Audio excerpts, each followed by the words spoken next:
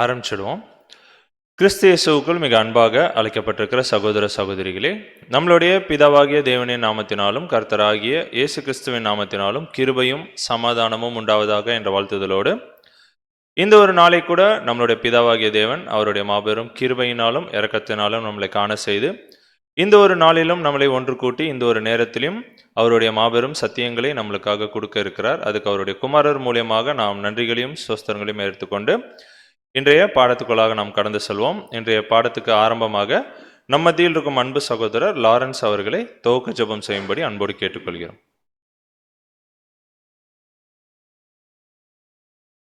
ஜெபம் செய்வோம்.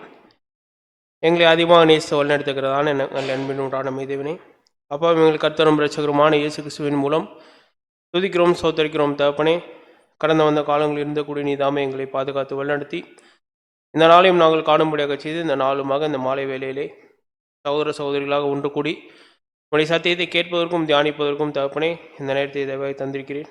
அதற்காக கொடான கூடிய நன்றிகள் இருக்கிறோம் தகப்பனே. இப்படியா தகப்பனே, யாருக்கும் கிடைக்கப்படாத உங்களுடைய இந்த மாபெரும் வாய்ப்பை நாங்களுக்கு தந்து உங்களுடைய சத்தியத்தை நாங்கள் தெரிந்து கொள்ளவும் உங்களுடைய வேத வாக்கியங்களை நாங்கள் புரிந்து கொள்ளத்தக்கதாகவும் இப்படிப்பட்டதான ஒரு வாய்ப்பை ஏற்படுத்தி கொடுத்த உங்களுடைய மகாபெரிய கிருபைக்கு கொடான கூடிய நன்றிகள் இருக்கிறோம் தகப்பனே. பெற்றுக்கொண்ட சத்தியத்தை நாங்கள் அதன்படி கேட்டு அதை எங்களுடைய ஜீவியத்திலே பிரயோஜனப்படுத்தி கொண்டு நாங்கள் அதற்கேற்ற கனிகளை தரக்கூடிய பிள்ளைகளாக இருக்கத்தக்கதாக கிருபை செய்தலும் தகப்பனே. இந்த கூட்டம் ஆரம்பம் முதல் முடிவு வரை உங்களுடைய தெய்வீக பிரசனம் எங்களோடு கூட இருந்து வழிநடத்தி ஆசீர்வதிக்க வேண்டுமாய் இந்த சிறிய ஜெபத்தை எங்கள் கண்மலை மேற்பெருமாய் இயேசு கிறிஸ்துவின் அற்புத நாமத்தில் உங்களுடைய பொற்பாதம் பணிந்து தாழ்மையோடு கெஞ்சி முன்னாடி பிரார்த்திக்கிறோம் எங்கள் ஜீவன் நல்ல பிதாவே, ஆமென்.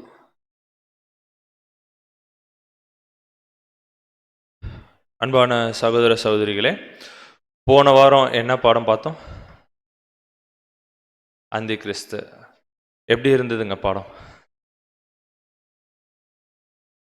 ஏன்னா இன்னைக்கு நிறைய பேரை காணோம், கரெக்டுங்களா? ஸோ யார் அந்தி கிறிஸ்து?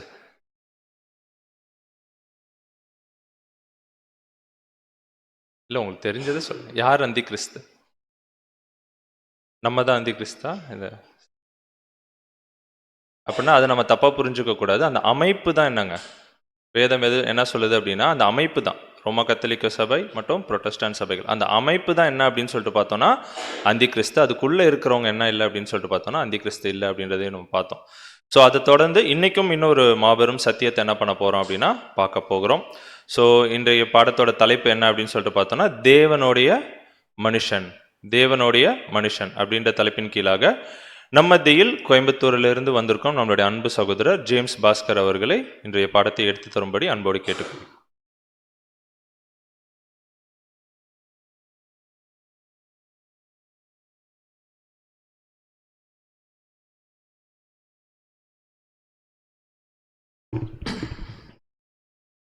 கிறிஸ்துவுக்குள் அன்பாய் அழைக்கப்பட்ட அன்பு சகோதர சகோதரிகளே, உங்கள் அனைவருக்கும் கிறிஸ்துவுக்குள்ளான அன்பின் வாழ்த்துக்கள். சகோதரர் சொன்ன மாதிரி அந்தி கிறிஸ்து அப்படிங்கிற பாடத்திற்கு பின்னாடி நம்ம பார்க்க போகிற ஒரு மிகப்பெரிய சத்தியம். அந்தி கிறிஸ்து சப்ஜெக்டில் வெளிப்படுத்தின விசேஷ புஸ்தகத்தை பற்றி முதல் நம்ம படிச்சிருப்போம். இதுக்கு முன்னாடி நம்ம தெரிந்து கொள்ளாத விஷயங்கள் வெளிப்படுத்தின விசேஷ புஸ்தகத்திலேருந்து நம்ம படிச்சிருப்போம். அது தொடர்ச்சியாக இன்றைக்கி நம்ம பார்க்கக்கூடிய பாடத்தின் தலைப்பு தேவனுடைய மனுஷன். இந்த சப்ஜெக்ட் எங்கே இருக்குன்னு பார்த்தீங்கன்னா பழைய ஏற்பாட்டு காலத்தில் இஸ்ரேல் ஜனங்கள் நடுவில் நடந்த ஒரு சரித்திரம். இஸ்ரேல் ஜனங்கள்னு சொன்னாலே பழைய ஏற்பாடு முழுக்க அவங்க தான் இருப்பாங்க.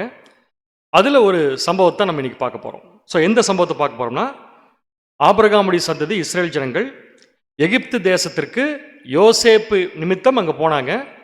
பட் யோசேப்பு மரிச்சதுக்கப்புறம் அவங்க அடிமைகளாக அங்கே மாட்டிட்டாங்க. அந்த அடிமைத்தனத்திலிருந்து அவங்கள மீட்டெடுப்பதற்காக தேவன் மோசே அப்படிங்கிற ஒரு லீடரை செலக்ட் பண்ணி அந்த மோசே மூலம் இந்த ஜனங்களை எகிப்திலிருந்து மீட்டெடுத்து கானான் தேசத்துக்கு கூட்டிகிட்டு போய் அவர் சேர்ப்பதற்காக ரெடி பண்ணார். ஆனால் இந்த மோசேவே கடைசியில் கானான் தேசத்துக்குள்ளே போகலை. ஆனால் மோசே கூட்டிகிட்டு போன ஜனங்களுடைய சந்ததி என்ன பண்ணாங்கன்னு பார்த்தீங்கன்னா, தேவன் வாக்களித்த இந்த கானான் தேசத்துக்கு போய் ரீச் ஆனாங்க. கானான் தேசத்துக்கு போய் சேர்ந்த உடனே இஸ்ரேல் ஜனங்களை ஆட்சி செய்வதற்கு தேவன் 450 வருடங்கள் நியாயாதிபதிகள் ஏற்படுத்தி கொடுத்தார். இந்த நியாயாதிபதிகள் நியாயம் விசாரித்தாங்க 450 வருஷம். ஆனால் தேவன் எதிர்பார்த்த மாதிரி நியாயம் விசாரிக்கப்படலைங்கிறதுனால இஸ்ரேல் ஜனங்களுடைய ஆசையை தேவன் நிறைவேற்றி வச்சார். அது என்னன்னா, ராஜாக்கள் வேணும்னு கேட்டாங்க. பக்கத்தில் இருக்கிற மற்ற நாடுகளை பார்த்துட்டு எங்களுக்கு ராஜாக்கள் வேணும்னு கேட்டாங்க. அந்த அடிப்படையில் தேவன் என்ன பண்ணார்னா அவங்க இஷ்டத்துக்கு ராஜாக்கள் ஏற்படுத்தி கொடுத்தார். முதல் 3 ராஜாக்கள் ஃபர்ஸ்ட் பார்த்தோம்னா சவுல் 40 வருஷம் ஆட்சி செய்வதற்கு தேவன் சான்ஸ் கொடுத்தார். அதுக்கப்புறம் தாவீது ராஜாவுக்கு 40 வருஷம், சாலமோன் ராஜாவுக்கு 40 வருஷம். இதெல்லாம் பைபிள் இருக்கக்கூடிய வசனங்கள், நம்ம சும்மா சொல்லல, இது எல்லாத்துக்கும் வசனம் இருக்கு. இந்த 3 ராஜாக்களும் வரிசையாக ஆட்சி பண்ணாங்க. 40 40 40. இந்த 3 ராஜாக்கள் ஆட்சி பண்ற வரைக்கும் இஸ்ரேல் ஜனங்களுடைய 12 கோத்திரமும் ஒன்னா இருந்துச்சு. அதாவது இந்த 3 ராஜாக்களும் அவங்கவுங்க ஆட்சி காலத்துல 12 கோத்திரத்தையும் ஆட்சி பண்ணாங்க. 12 கோத்திரத்துடைய பெயர்கள் தான் இங்க இருக்கு. அதுக்கப்புறம் தேவன் பார்த்தாரு, நியாயாதிபதிகள் ஆட்சியில என்ன தப்பு நடந்துச்சோ அதே தப்பு ராஜாக்கள் ஆட்சியில் நடக்குதுங்கிறதுக்காக தேவன் என்ன பண்ணாருன்னு பார்த்தீங்கன்னா, ஒழுங்கான ஜனங்களை தனியாகவும் ஒழுங்கற்ற ஜனங்களை தனியாகவும் பிரிப்பதற்கு ஒரு ஏற்பாடு பண்ணார். யாருக்கு அப்புறம்னா சவுல், தாவீது, சாலமோன் ராஜாவுக்கு அப்புறமா. எப்படி பிரிச்சார் ஜனங்களினா, 12 கோத்திரத்துல 10 கோத்திரத்தை தனியாகவும் 2 கோத்திரத்தை தனியாகவும் பிரிச்சார். நல்லா புரிஞ்சுக்கோங்க, 10 கோத்திரத்தை தனியாகவும் 2 கோத்திரத்தை தனியாகவும் பிரிச்சாரு. எப்பன்னா சாலமோன் ராஜாவுடைய 40 வருஷத்துக்கு பின்னாடி. எப்படி பிரிச்சார்னா, இது வரைக்கும் ஒன்னா இருந்த தேசம் இனி 2 தேசமா மாறப்போகுது. இது வரைக்கும் ஒரே ராஜா இருந்தாங்க, இனிமேல் 2 ராஜாக்கள் மாற போறாங்க. இது வரைக்கும் ஒரே தலைநகரம், இதுக்கப்புறம் 2 தலைநகரமா மாறப்போகுது. ஸோ இதை பத்தி நம்ம வசனத்தில் வாசிக்கலாம். 1 ராஜாக்கள் 11ஆம் அதிகாரம் 31ஆம் வசனம் மற்றும் 32ஆம் வசனம். 1 ராஜாக்கள் 11ஆம் அதிகாரம் வசனங்கள் 31 மற்றும் 32. யெரொபெயாமை நோக்கி 10 துண்டுகளை எடுத்துக்கொள், இஸ்ரவேலின் தேவனாகிய கர்த்தர் சொல்லுகிறது என்னவென்றால், இதோ நான் ராஜ்யபாரத்தை சாலமோனுடைய கையிலிருந்து எடுத்து கிழித்து உனக்கு 10 கோத்திரங்களை கொடுப்பேன். புரிஞ்சிருக்குன்னு நினைக்கிறேன். சாலமோன் கையில் இருக்கிற 12 கோத்திரத்தை எடுத்து 10 கோத்திரத்தை தேவன் யார் கையில கொடுக்குறேன்னு சொல்லியிருக்காரு? யெரொபெயாம். அந்த பேரை மறந்துடாதீங்க, இந்த பேர் கொஞ்சம் கன்ஃபியூஸ் ஆகும். யெரொபெயாம் அப்படிங்கிற ராஜா கையில தேவன் 10 கோத்திரத்தை கொடுத்துட்டார். இனிமேல் 10 கோத்திரத்துக்கு யார் ராஜா? யெரொபெயாம் ராஜா. அப்ப மிச்சம் எத்தனை கோத்திரம் பாக்கி இருக்கு? 2 கோத்திரம். சோ இந்த 2 கோத்திரத்தை என்ன பண்ணார்னா 32ஆம் வசனம். ஆனாலும் என் தாசனாகிய தாவீதுக்காகவும் நான் இஸ்ரவேல் கோத்திரங்களில் எல்லாம் தெரிந்து கொண்ட எருசலேம் நகரத்துக்காகவும் ஒரு கோத்திரம் அவனுக்கு இருக்கும். சோ இந்த 2 கோத்திரம் யார் கையில போயிடுச்சுன்னு பாத்தீங்கன்னா தாவீது ராஜாவுடைய வம்சத்திலேயே கொடுத்துட்டார். அப்ப இந்த 2 கோத்திரம் தனியாகவும் 10 கோத்திரம் தனியாக பிரிஞ்சது. இந்த 2 நாடா பிரிஞ்ச இந்த நாட்டுக்குள்ள 10 கோத்திரத்துடைய தலைநகரம் சமாரியா, 2 கோத்திரத்தின் தலைநகரம் எருசலேம். சமாரியாவுக்கு ராஜா யெரொபெயாம் 10 கோத்திரத்துக்கு, 2 கோத்திரத்துக்கு ராஜா பேரு ரெகோபெயாம். 10 கோத்திரத்துக்கு பேர் பைபிள் எப்படி இருக்குன்னா இஸ்ரேல் கோத்திரம், 2 கோத்திரத்துக்கு பேர் எப்படி இருக்குன்னா யூதா கோத்திரம். இதை மட்டும் நல்லா மனசுல ஞாபகம் வச்சுக்கோங்க. இந்த பிரிவு எப்போ வந்துச்சுன்னா சாலமோன் ராஜாவுக்கு பின்னாடி வந்துச்சு. இப்போ நமக்கு தெரிய வேண்டியது, யெரொபெயாம்னு ஒரு ராஜா கையில 10 கோத்திரம், ரெகோபெயாம்ங்கிற ராஜா கையில 2 கோத்திரம். யார் இந்த யெரொபெயாம், யார் இந்த ரெகோபெயாம்? யெரொபெயாம்ங்கிறது யாருன்னு பார்த்தீங்கன்னா கடைசி ராஜா சாலமோன் இருந்தார் இல்லையா, அந்த சாலமோன் ராஜாவுடைய படைத்தளபதி. சாலமோன் ராஜாவுடைய படைத்தளபதி கையில 10 கோத்திரம் போயிடுச்சு. அவன் ஒரு கலகம் பண்ணி 10 கோத்திரத்தை பிடிச்சிட்டார். மீதி இருக்கிற 2 கோத்திரம் யார் கண்ட்ரோல்ல போயிருக்குன்னா ரெகோபெயாம். இவர் யாருன்னா தாவீதுடைய சந்ததியிலேயே வரக்கூடிய சாலமோனுடைய பையன். அப்ப 10 கோத்திரம் ரெகோபெயாம், 2 கோத்திரம் 10 கோத்திரம் யெரொபெயாம், 2 கோத்திரம் ரெகோபெயாம். நீங்க எல்லாம் வாயில ஒரு தடவை அந்த வேர்டை சொல்லிட்டீங்கன்னா ஈஸியா இருக்கும் உங்களுக்கு. யெரொபெயாம் ரெகோபெயாம் ஞாபகம் வச்சுக்கோங்க. இப்படி பிரிஞ்சிருச்சு. இப்ப இந்த 2 கோத்திரத்துக்கும் தனித்தனி ராஜாக்களை தேவன் கொடுத்துட்டாரு. கொடுத்து 2 பேரும் தனித்தனியா ஆட்சி பண்ண ஆரம்பிச்சிட்டாங்க. அது எப்படி இருக்குன்னு யோசிச்சு பாருங்களேன். ஒரே ஊரா இருந்தது, ஒரே நாடா இருந்தது, 2ஆ பிரிஞ்சிருச்சுன்னா அதுக்கப்புறம் நிறைய பிரச்சனைகளை ஃபேஸ் பண்ண வேண்டி வரும். அந்த மாதிரி ஒரு பிரச்சனை யாருக்கு வந்துச்சுன்னா 2 கோத்திரத்து ராஜாவுக்கு வரல, 10 கோத்திரத்து ராஜாவுக்கு வந்துருச்சு. 10 கோத்திரத்து ராஜா பேர் என்ன? யெரொபெயாம். ஞாபகம் வச்சுக்கோங்க, யெரொபெயாம். இந்த யெரொபெயாம் ராஜாவுக்கு என்ன பிரச்சனை வந்துச்சுன்னு பார்த்தீங்கன்னா, வருஷம் இஸ்ரேல் ஜனங்கள் பலி செலுத்துவதற்கு தேவாலயத்துக்கு வரணும். 12 கோத்திரம் ஒன்னா இருக்கிறப்ப இந்த பிரச்சனை இல்லை. ஏன்னா பலி செலுத்துறதுக்கு யார் வேணாலும் எங்க வேணாலும் வரலாம், ஏன்னா ஒரே நாடு. இப்ப 10 கோத்திரம் தனியாகவும் 2 கோத்திரம் தனியாகவும் பிரிஞ்சதுக்கு அப்புறமா இஸ்ரேல் ஜனங்கள் பலி செலுத்துவதற்கு 10 கோத்திரத்துக்குரிய ஜனங்கள் எருசலேமுக்கு வந்தாகணும். தட் மீன்ஸ் 2 கோத்திரத்துக்கு வந்தாகணும். அப்ப 10 கோத்திரத்தில் இருக்கிற ஜனங்களும் வருஷத்துக்கு ஒரு தடவை பலி செலுத்த 2 கோத்திரத்துக்கு போகணுங்கிறதுனால ஒரு சின்ன பிரச்சனை அங்கே ஸ்டார்ட் ஆச்சு. என்ன பிரச்சனை ஸ்டார்ட் ஆச்சுன்னா, இந்த யெரொபெயாம் ராஜா மனசுல ஒரு சந்தேகம் வந்துருச்சு. 10 கோத்திரத்து ராஜா இருக்கார் இல்லையா, அவருக்கு ஒரு சந்தேகம் வந்துருச்சு. என்ன சந்தேகம்னா, 1 ராஜாக்கள் 12ஆம் அதிகாரம் 27ஆம் வசனம். 1 ராஜாக்கள் 12ஆம் அதிகாரம் 27ஆம் வசனம். இந்த ஜனங்கள் எருசலேமில் உள்ள கர்த்தருடைய ஆலயத்திலே பலிகளை செலுத்த போனால் இந்த ஜனங்களின் இருதயம் யூதாவின் ராஜாவாகிய ரெகொபெயாம் என்னும் தங்கள் ஆண்டவன் வசமாய் திரும்பி அவர்கள் என்னை கொன்று போட்டு யூதாவின் ராஜாவாகிய ரெகொபெயாமின் பாரிசமாய் போய்விடுவார்கள் என்று தன் மனதிலே சிந்தித்துக் கொண்டிருந்தான். உங்களுக்கு கண்டிப்பா புரிஞ்சிருக்கும் நான் நம்புறேன். 10 கோத்திரத்து ராஜாவுக்கு பிரச்சனை என்னன்னா, 10 கோத்திரத்து ஜனங்கள் பலி செலுத்த 2 கோத்திரத்துக்கு போயாங்க. இப்படி போனா என்ன ஆகுன்னு அவர் நினைக்கிறாருன்னா, வருஷத்துக்கு ஒரு தடவை 10 கோத்திர ஜனங்கள் 2 கோத்திர அங்க போய் தேவாலயத்துல பலி செலுத்த போனா, அங்க போறப்ப அங்க இருக்கிற ராஜாவை பார்த்து உங்களுக்கு பிடிச்சி போய், அல்லது அங்க இருக்கிற ஜனங்களை பார்த்து உங்களுக்கு பிடிச்சி போய் அங்கேயே செட்டில் ஆயிட்டா என்ன பண்றதுன்னு பயம் வந்துருச்சு. புரியுதா உங்களுக்கு? அப்ப இந்த 10 கோத்திரத்து ராஜா யெரொபெயாமுக்கு ஒரு பயம் வந்துருச்சு. ஸோ இந்த பயத்தை அப்படியே விட முடியாது. ஏன்னா ஜனங்க வருஷத்துக்கு ஒரு தடவை பலி செலுத்த போய்தான் ஆகணும். ஒருவேளை இந்த 10 கோத்திரத்து ராஜா தன் ஜனங்களை பார்த்து நீங்க எருசலேமுக்கு போகக்கூடாது, 2 கோத்திரத்துக்கு போகக்கூடாதுன்னு சொன்னா ப்ராப்ளம் கிரியேட் ஆகும். நாங்க ஏன் போகக்கூடாது? கடவுளுக்கு பலி செலுத்த கண்டிப்பா என்ன பண்ணுவோம், நாங்க போய்தான் தீர்வோன்னு சொல்லுவாங்க. அப்ப போக வேண்டான்னு சொல்லவும் முடியாது, போக சொல்லவும் முடியாது. ஏன்னா போக சொன்னா என்ன பண்ணுவாங்க, அங்க போய் அவங்க கூட பழகிட்டு அங்கேயே இருந்துக்குவாங்க. அப்ப இவன் மெஜாரிட்டி போயிடும். அப்ப என்ன பயம் வந்துருச்சுன்னா, ஜனங்களை தடுத்தாகணும். எப்படி தடுக்கிறதுனா, போக வேண்டாம்னு சொல்லி தடுக்க முடியாது, போங்கன்னு சொல்லி விடவும் முடியாது. என்ன பண்றது அப்படின்னு யோசிக்கும் போது தான் இந்த யெரொபெயாமுக்கு இஸ்ரேல் ஜனங்களுடைய வம்ச வரலாறு எடுத்து படிக்கிறார். என்ன பண்ணா இந்த ஜனங்க 2 கோத்திரத்துக்கு போகாம இருப்பாங்க, தட் மீன்ஸ் எருசலேமுக்கு போகாம இருப்பாங்க அப்படின்னு சொல்லி எடுத்து படிக்கிறப்ப தான் இந்த இஸ்ரேல் ஜனங்களுடைய வீக்னஸ் அவங்க மனசுல பட்டுச்சு. அந்த வீக்னஸ் என்னன்னா, பொன் கன்றுக்குட்டி. உங்களுக்கு எல்லாம் நல்லா தெரியும், வனாந்திர பிரயாணத்திலேயே இந்த ஜனங்கள் வந்து எகிப்திலிருந்து கொண்டு வந்த பொன் கன்றுக்குட்டியை பண்ணி வணங்க ஆரம்பிச்சிட்டாங்க, மோசே இல்லைங்கிறப்ப. அப்ப இந்த ஜனங்களுக்கு என்ன வீக்னஸ்னா, கன்றுக்குட்டி மட்டும் செஞ்சு வச்சாச்சுன்னா யாரையுமே நினைக்க மாட்டாங்க, கடவுளை கூட நினைக்க மாட்டாங்க. கடவுளை நினைக்க மாட்டாங்கன்னா கடவுளுக்கு பலி செலுத்த போக மாட்டாங்க. ஸோ என்ன பண்ணலாம்னா, கன்றுக்குட்டி தான் இப்ப யெரொபெயாம் கையில் இருக்கிற ஒரே ஆயுதம். அதை என்ன பண்ணாருன்னு பார்த்தீங்கன்னா, 2 பொன் கன்றுக்குட்டிகள் செஞ்சார். செஞ்சு என்ன பண்ணார்னா, வாசிக்கலாம் பாருங்க. 1 ராஜாக்கள் 12ஆம் அதிகாரம் 28 மற்றும் 29 வசனங்கள் 28 மற்றும் 29. ஆகையால் ராஜாவானவன் யோசனை பண்ணி பொன்னினால் 2 கன்றுக்குட்டிகளை உண்டாக்கி, ஒரு நிமிஷம், எத்தனை கன்றுக்குட்டி? 2 கன்றுக்குட்டிகளை உருவாக்கி ஜனங்களை பார்த்து, நீங்கள் எருசலேமுக்கு போகிறது உங்களுக்கு வருத்தம். எவ்வளவு அக்கறை பாருங்க. என்ன சொல்றாருன்னா, வருஷம் நீங்க பலி செலுத்துறதுக்கு அவ்வளவு தூரம் போறது உங்களுக்கு ரொம்ப கஷ்டம். அதனால இஸ்ரவேலரே, இதோ இவைகள் உங்களை எகிப்து தேசத்திலிருந்து வரப்பண்ணின உங்கள் தேவர்கள் என்று சொல்லி ஒன்றை பெத்தேலிலும் ஒன்றை தானிலும் ஸ்தாபித்தான். என்ன தப்பு பண்ணிட்டாருன்னு புரிஞ்சவங்களுக்கு, உண்மையான கடவுளை மறைச்சிட்டு இவனுடைய சுயநலத்துக்காக 2 பொன் கன்றுக்குட்டிகளை செஞ்சு வச்சு, உங்களை எகிப்திலிருந்து கூட்டிட்டு வந்து தேவன் இல்ல, யாரு? இந்த 2 கன்றுக்குட்டிகள் சொல்லி ஒரு கன்றுக்குட்டியை தான் என்ற இடத்திலும் இன்னொரு கன்றுக்குட்டியை பெத்தேல் என்ற இடத்துல வச்சிட்டார். நல்லா ஞாபகம் வச்சுக்கோங்க, பின்னாடி நமக்கு ரொம்ப தேவை இது.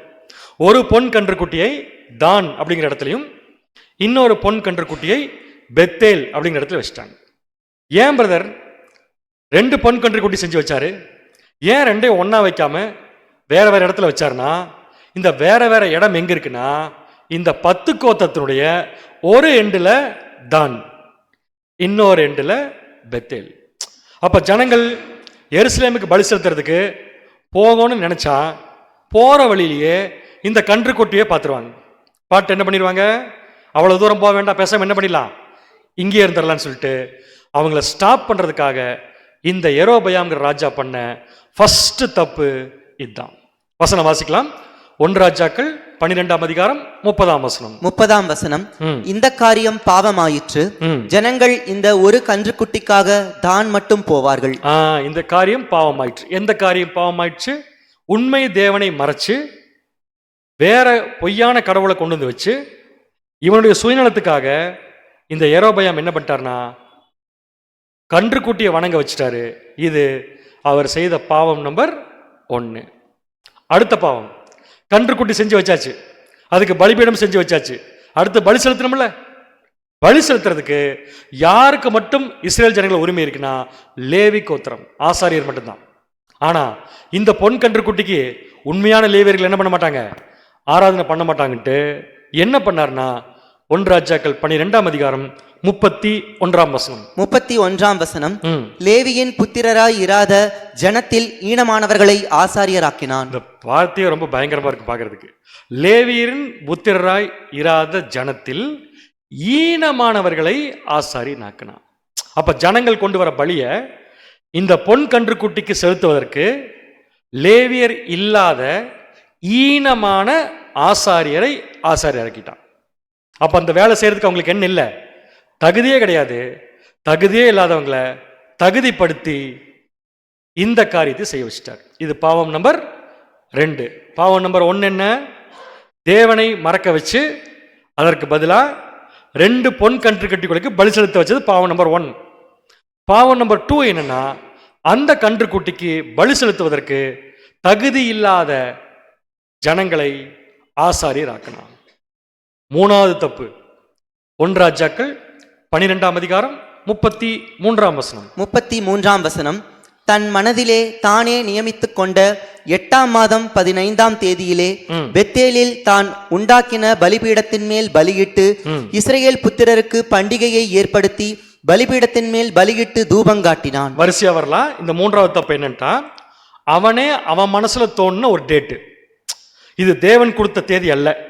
அந்த டேட் பார்த்தீங்கன்னா 8ஆம் மாதம் 15ஆம் தேதியில அவனுக்கு ஏதோ அங்க ஒரு ஆதாயம் இருக்கு அந்த தேதியில. ஸோ என்ன பண்ணிட்டார்னா 15ஆம் தேதி 8ஆம் மாதம் 15ஆம் தேதியில பெத்தேலில் தான் உண்டாக்கின பலிபீடத்தின் மேல் பலியிட்டு இஸ்ரேல் ஜனங்களுக்கு தேவன் சொல்லாத பண்டிகைகளை ஏற்படுத்தினான். 3வது பாவம் என்ன, தேவன் சொல்லாத தேதியில தேவன் சொல்லாத பண்டிகைகளை ஏற்படுத்திட்டான். இந்த காரியம் இவன் செய்யறது தேவனுக்கு தெரிஞ்சிருக்குமா, தெரிஞ்சிருக்காதுங்களா? கண்டிப்பா தெரிஞ்சிருக்கும். இது நல்ல விஷயமா இல்ல. அப்ப தேவன் என்ன பண்ணுவாரு, என் ஜனங்களை எனக்கு பலி செலுத்த விடாம தடுக்கிறதுக்கு நீ யார் அப்படின்ட்டு இப்ப தேவன் எப்படி இன்வால்வ் ஆகிறார்னா, தன் சார்பா ஒரு மனுஷனை இந்த ராஜா கிட்ட அனுப்புறார். எந்த ராஜா கிட்ட? யெரொபெயாம் ராஜா கிட்ட அனுப்புறார். தேவன் அனுப்பின அந்த மனுஷனுக்கு தான் என்ன பேர்னா தேவனுடைய மனுஷன். அதான் நீ சப்ஜெக்டுடைய தலைப்பு. வாசிக்கலாம் 1 ராஜாக்கள் 13:1. 1 ராஜாக்கள் 13ஆம் அதிகாரம் 1ஆம் வசனம், யெரொபெயாம் தூபங்காட்ட பலிபீட தண்டையிலே நிற்கையில். இப்ப கரெக்டா பலி செலுத்ததுக்கு போய் யெரொபெயாம் ராஜா நின்று இருக்கார் ஒரு பொன் கன்றுக்குட்டி கிட்ட. அப்படி நிக்கையில் இதோ தேவனுடைய மனுஷன் ஒருவன் கர்த்தருடைய வார்த்தையின்படியே யூதாவிலிருந்து பெத்தேலுக்கு வந்து. நல்லா புரிஞ்சுக்கோங்க, இனி ரொம்ப கேர்ஃபுல்லா நீங்க கவனிக்கணும். வந்தது தேவனுடைய மனுஷன், பேர் இல்ல, பேர் இல்ல, வந்தது தேவனுடைய மனுஷன். எங்க இருந்து எங்க வந்தாருன்னு பாருங்க, யூதால இருந்து பெத்தேலுக்கு. அப்படின்னு என்ன சொல்லலாம், 2 கோத்திரத்திலிருந்து 10 கோத்திரம். புரியுதா உங்களுக்கு? 2 கோத்திரத்திலிருந்து 10 கோத்திரத்துக்கு வந்திருக்கார். அப்ப தேவனுடைய மனுஷன் எங்க இருப்பாருன்னா 10 கோத்திரத்துல இல்ல, எங்க இருப்பாருங்க 2 கோத்திரம். சோ அந்த 2 கோத்திரத்திலிருந்து 10 கோத்திரத்துக்கு தேவன் தன்னுடைய மனுஷன் அனுப்புனாரு. அந்த தேவனுடைய மனுஷன் யூதாவிலிருந்து பெத்தேலுக்கு வரார். இவருடைய பேர் பைபிள்ல குறிப்பிடப்படல, பட் இடம் குறிப்பிடப்பட்டிருக்கு. 2 கோத்திரத்திலிருந்து 10 கோத்திரம். எங்க வந்தார்? யெரொபெயாம் ராஜா தான் பண்ணின பொன் கன்றுக்குட்டிக்கு பலிபீடத்தில் நின்று ஆராதனை செய்யும் போது இந்த தேவனுடைய மனுஷன் அங்க வந்து அவர் பாட்டுக்கு தேவன் சொன்னதை பேச ஆரம்பிச்சிட்டார். எல்லாரும் பாட்டு இருந்திருப்பாங்க இந்த காட்சியை எல்லாரும் பார்க்கிறப்ப இந்த தேவனுடைய மனுஷன் என்ன பேசினார் வாசிக்கலாம். 1 ராஜாக்கள் 13ஆம் அதிகாரம் 2ஆம் வசனம். 2ஆம் வசனம், அந்த பலிபீடத்தை நோக்கி பலிபீடமே பலிபீடமே. ஏன் 2 பலிபீடம்? கரெக்ட் சொல்லுங்க. 2 பலிபீடம், ஒன்னு தான்ல, இன்னொன்னு பெத்தேல்ல. சோ 2 பலிபீடம். பலிபீடமே பலிபீடமே. இதோ தாவீதின் வம்சத்தில் யோசியா என்னும் பேருள்ள ஒரு குமாரன் பிறப்பான். இவரு இப்பதான் வந்திருக்காரு. இவருக்கு பேரு தேவனுடைய மனுஷன். இவர் என்ன சொல்றாருன்னா, தாவீதின் வம்சத்துல யோசியான்னு ஒரு குமாரன் பிறப்பான். உண்மையாலுமே பிறந்தாருங்க. யோசியான்னு ஒரு ராஜா பின்னாடி வந்தார். அவரை பத்தி இவர் முன்னாடியே சொல்றார். யோசியா என்னும் பேர்ல ஒரு குமாரன் பிறப்பான்.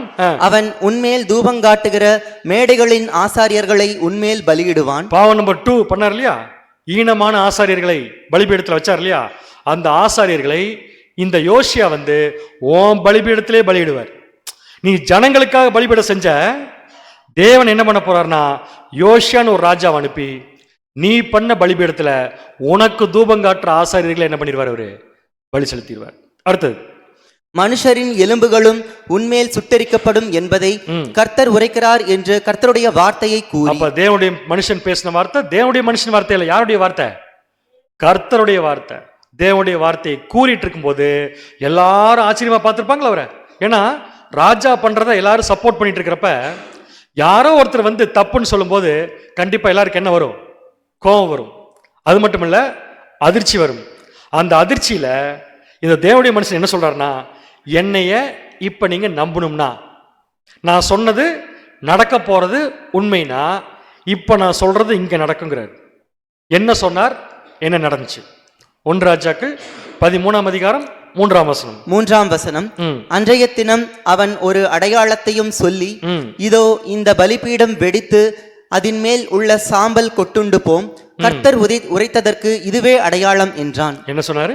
நான் சொல்ல போற விஷயம் பின்னாடி நடக்க போறது உண்மைனா இப்பவே இந்த பலிபீடம் என்ன இருங்க வெடிச்சு சதறன்னு சொன்னார். சொல்லிட்டு இருக்கவே என்ன நடக்குது பாருங்க. 13ஆம் அதிகாரம் 4ஆம் வசனம். 4ஆம் வசனம். பெத்தேலில் இருக்கிற அந்த பலிபீடத்திற்கு எதிராக தேவனுடைய மனுஷன் கூறின வார்த்தையை ராஜாவாகிய யெரொபெயாம் கேட்டபோது அவனை பிடியுங்கள் என்று தன் கையை பலிபீடத்திலிருந்து நீட்டினான். நீ யார் எங்கேயோ இருந்து வந்துட்டு ஏன் பலிபீடத்தை பத்தி வெடிச்சிருன்னு சொல்றதுக்குன்ட்டு யெரொபெயாம் என்ன பண்ணாரு? அவனை புடிங்கன்னு சொல்லி கையை நீட்டினாராமா. நீட்டினார் இல்லையா? நீட்டின கை என்னாச்சு? வாசிங்க. அவனுக்கு விரோதமாய் நீட்டின கை தன்னிடமாக முடக்க கூடாதபடிக்கு மரத்து போயிற்று. அந்த காட்சி எப்படி இருக்குன்னு யோசிச்சு பாருங்க. ஒரு நாட்டை ஆள்ற ராஜா கையை நீட்டினா கை அப்படியே மரத்து போய் நின்றுச்சுன்னா எப்படி இருக்கும்? ஜனங்களுக்கெல்லாம் பார்க்கறதுக்கு எப்படித்தான் இருக்கும்? பயமும் இருக்கும். இவனெல்லாம் ஒரு ராஜாவாங்கிற ஒரு கேள்வி கூட வந்திருக்கும். கரெக்டானுங்க? அப்ப இப்ப தேவனுடைய மனுஷனை பிடிப்பதற்காக நீட்டின கை அப்படி நின்றுச்சு. நிக்கவே இந்த தேவனுடைய மனுஷன் சொன்ன தீர்க்க தரிசனம் நிறைவேறுது. என்ன சொன்னாரு? இந்த பலிபீடம் இப்ப வெடிக்க போகுது. சொன்ன மாதிரியே 5ஆம் வசனம். 5ஆம் வசனம். தேவனுடைய மனுஷன் கர்த்தருடைய வார்த்தையால் குறித்திருந்த அடையாளத்தின் படியே பலிபீடம் வெடித்து சாம்பல் பலிபீடத்திலிருந்து கொட்டுண்டு போயிற்று. அந்த காட்சி எப்படி இருந்திருக்கு யோசிச்சு பாருங்க. திடீர்னு ஒருத்தர் வந்தாரு, வந்து ராஜா நீ பண்ற தப்பு, நீ பண்ற விஷயத்துக்கு அகைன்ஸ்டா தேவன் வந்து யோசியான்னு ஒரு குமாரனை வர வைக்க போறாரு. நான் சொல்றது நீங்க இப்ப நம்பலினா இப்ப நான் சொல்ற விஷயத்தை நம்புங்க, இப்ப இந்த பலிபீடம் வெடிக்க போகுது அப்படின்னு ராஜா என்ன பண்ணிட்டார்? டக்குன்னு புடிங்கன்னு கை நீட்டினாரு. நீட்டின கை அப்படியே நிக்குது. கை அப்படியே நின்று இருக்குது. பலிபீடம் வெடிச்சிருச்சு. எப்படி இருக்கும் அந்த காட்சி பார்க்கறதுக்கு? இப்போ நான் வந்து இங்கே நின்றுட்டு உங்க முன்னாடி இந்த ஸ்பீக்கர் இப்போ வெடிக்க போகுது அப்படின்னு சொன்னா என்ன பண்ணுவீங்க? இப்போ எந்திரிச்சு ஒரே ஓட்டம் தான். அது எங்கெங்க வெடிக்க போகுது நீங்க யாரும் அதாரம் நினைச்சிட்டு சந்தேகமா பார்க்குறப்ப அந்த செகண்டே இந்த இது உடைஞ்சா உங்களுக்கு எப்படி இருக்கும்? அந்த ஒரு அதிர்ச்சியில ஜனங்க நின்று இருக்கிறாங்க. அப்பதான் ராஜாவுக்கு என்ன வந்துருச்சுன்னா, கை அப்படி நிக்குது. ராஜாவுக்கு என்ன வந்துருச்சுன்னா, ஓ வந்திருக்கிற ஆளு நம்ம பண்ண தப்பு என்ன பண்ணிட்டாரு? கண்டுபிடிச்சிட்டார். இவன் பண்ண தப்பு என்ன? ஜனங்களை தேவனுக்கு பலி செலுத்த விடாம தடுத்தது. புரியுது உங்களுக்கு? ரியலைஸ் பண்ணிட்டான். ரியலைஸ் பண்ண உடனே அடுத்தது ராஜாவுடைய ரிக்வஸ்ட் பாருங்க எப்படி இருக்குன்ட்டு. 13ஆம் அதிகாரம் 6ஆம் வசனம். 6ஆம் வசனம். அப்பொழுது ராஜா தேவனுடைய மனுஷனுக்கு பிரதியுத்தரமாக, நீ உன் தேவனாகிய கர்த்தருடைய சமூகத்தை நோக்கி வேண்டிக் கொண்டு என் கை முன்போல் இருக்கும்படிக்கு எனக்காக விண்ணப்பம் பண்ண வேண்டும் என்றான். ஒரு நிமிஷம் எல்லாரும் அப்படியே நீ பாருங்க. என்ன கேட்டிருக்காருன்னா, தம்பி நீ சொன்னதெல்லாம் நடக்குது, ரொம்ப சந்தோஷம். அதே மாதிரி என்ன பண்ணுனா, உங்க தேவன்கிட்ட ப்ரேயர் பண்ணி இன்னும் ஒரு சில கையை அதை கொஞ்சம் சரி பண்ணி விடுன்னு கேட்டிருக்கான்.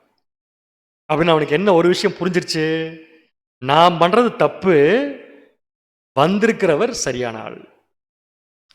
இல்லாட்டி இந்த வார்த்தையை கேட்க மாட்டார். உன் தேவன் கிட்ட ரிக்வஸ்ட் பண்ணு அப்படின்னு என்ன பண்ணிருக்க மாட்டாருங்க, கேட்க மாட்டார். உடனே பாருங்க தேவனுடைய மனுஷன் என்ன பண்ணாரு? தேவன்கிட்ட ப்ரேயர் பண்ணி, தேவனே இந்த கையை சரி பண்ணுங்கன்னு சொன்ன உடனே அந்த கை என்ன ஆயிடுச்சாமா? சரியாயிருச்சு. இப்போ ராஜாவுடைய கை என்ன ஆயிடுச்சு? சரியாயிருச்சு. அவர் எப்பவுமே கையை வச்சுட்டு சும்மா இருக்க மாட்டார். முதல்ல கையை நீட்டினாரு, கை நின்றுச்சு, பயந்துட்டாரு, ப்ரேயர் பண்ண சொன்னாரு. தேவனுடைய மனுஷன் ப்ரேயர் பண்ணாரு, கை சரியாயிருச்சு.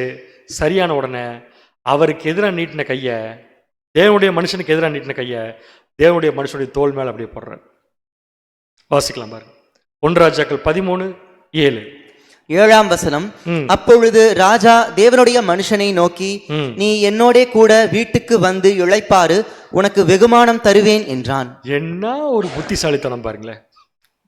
உடனே என்ன சொல்லிட்டாருன்னா, தம்பி நீ என்ன பண்ணு, எங்கூட வீட்டுக்கு வா, அரண்மனைக்கு வா, வந்து நல்ல சாப்பாடு தரேன், நல்ல நிறைய வெகுமதிகள் தரேன், வாங்கிட்டு நீ என்ன பண்ணு போன்னு சொல்ற உடனே தேவனுடைய மனுஷன் இதை கேட்கல. ஏன் கேட்கலனா, தேவன் தான் அவர் அனுப்பியிருக்காரு. அனுப்பும்போது என்ன சொல்லி அனுப்பியிருக்காருன்னா 1 ராஜாக்கள் 13:9. 9ஆம் வசனம்.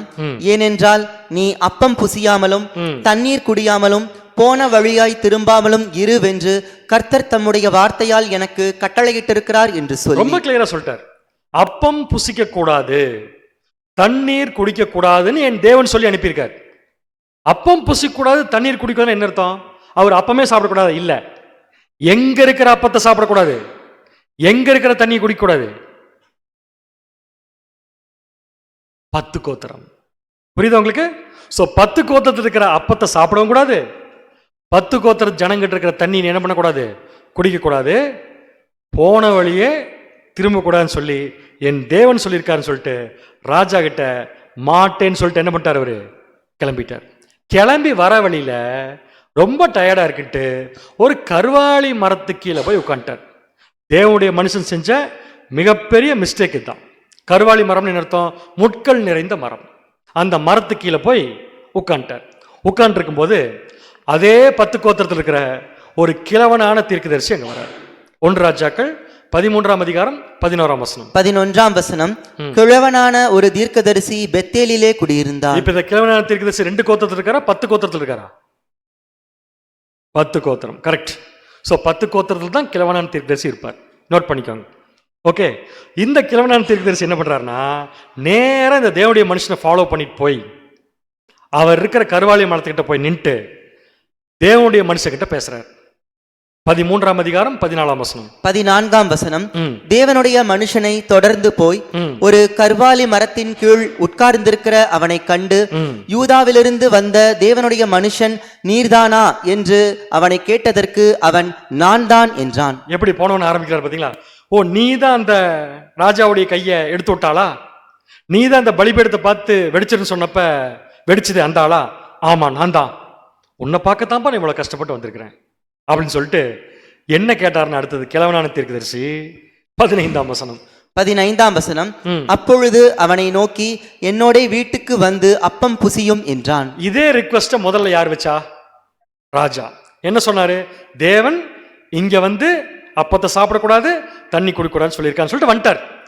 ராஜா சொன்னப்ப போகாத இந்த தேவனுடைய மனுஷன் இந்த கிழவனான தீர்க்கதரிசிகிட்ட ஏமாந்துட்டார். எப்படி ஏமாட்டார் தெரியுமா? இவர் வாப்பான்னு சொல்லிட்டு தேவனுடைய மனுஷன் வரமாட்டேன்னு சொல்றப்ப இவர் திருப்பி என்ன சொல்லிட்டார் தெரியுமா? வாசிக்கலாம் பாருங்க. 18ஆம் வசனம். 18ஆம் வசனம். அதற்கு அவன், உம்மை போல நானும் தீர்க்கதரிசி தான். என்ன சொல்றாரு? உனக்கு எப்படி தேவன் சொல்லி அனுப்பிச்சாரோ அதே மாதிரி எனக்கும் சொல்லி அனுப்பிச்சார். நல்லா கவனிங்க. உங்ககிட்ட என்ன சொல்லி அனுப்பிச்சாரு? 10 கோத்திரத்தின் அப்பத்தை சாப்பிடக்கூடாது, 10 கோத்திரத்தின் தண்ணீரை குடிக்கூடாதுன்னு சொன்னார் இல்லையா? உங்ககிட்ட சொன்ன தேவன் எங்கிட்ட என்ன சொல்லி அனுப்பினார்னா, உங்ககிட்ட சொல்லிட்டாராமா, அது வேண்டான்னு எங்கிட்ட சொல்லி அனுப்பினாரு. அதான மீனிங் இருக்கு. நானும் உன்னை போல் ஒரு தீர்க்கதரிசி தான். அடுத்தது, அவன் அப்பம் புசித்து தண்ணீர் குடிக்க நீ அவனை திருப்பி உன் வீட்டுக்கு அழைத்து கொண்டு வா என்று ஒரு தூதன் கர்த்தருடைய வார்த்தையாக என்னோடே சொன்னான் என்று அவனிடத்தில் பொய் சொன்னான். வசனத்துல கிளியரா வந்துருச்சு பொய் சொன்னான்ட்டு. பட் தேவனுடைய மனுஷனுக்கு இது பொய்ன்னு தெரியாம போயிடுச்சு. ஏன் தெரியாம போச்சுன்னா, அந்த அளவுக்கு கிழவனான தீர்க்கதரிசி பொய் சொல்லியிருக்கார். என்ன பொய் சொல்லியிருக்காருன்னு புரிஞ்சா உங்களுக்கு? உன் தேவன் தான்ப்பா உங்ககிட்ட சொல்லி அனுப்ப சொன்னார் என் மூலமா அப்படின்ட்டார். இப்ப நீங்க சொல்லுங்க, இப்ப தேவனுடைய மனுஷன் அவர் வீட்டுக்கு சாப்பிட போயிட்டார். என்னுடைய கேள்வி, ராஜா கூப்பிட்டப்பயே போகாத மனுஷன் இவர்கிட்ட எப்படி ஏமாந்தார்? கொஞ்ச நேரம் நீங்க பேசுங்க. 1/2 மணி நேரமா நான் பேசிட்டேன். எப்படி ஏமாந்தார்? 1/2 மணி நேரம் ஆனாலும் இப்படியே தான் உட்காந்துருப்போம். என்ன வேணாலும் பண்ணிக்கோங்க. தேவன் சொன்னாருன்னு சொல்லி இதை மாற்றக்கூடாது. பின்னாடி கிட்ட அதுக்கு தான் அந்த கேள்வி கேட்டேன். தேவன் சொன்னாருன்னு சொன்னதுனால என்ன பண்ணிட்டார்? அவரு நம்பிட்டார். ஆனால் உண்மையாக என்ன பண்ணல, தேவன் சொல்லலை. ஸோ நேராக வீட்டுக்கு போனார்.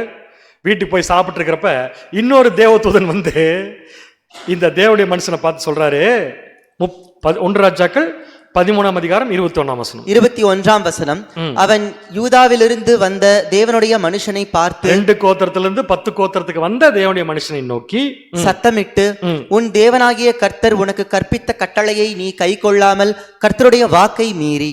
தேவன் என்ன சொல்லிட்டாரு, என் கட்டளை நீ என்ன பண்ணல, கை கொள்ள. என்ன கட்டளை? இங்க இருக்கிற அப்பத்தை நீ சாப்பிடக்கூடாது, இங்க இருக்கிற தண்ணி குடிக்கூடாது. அதை நீ என்ன பண்ணிட்டப்ப, மீறிட்ட.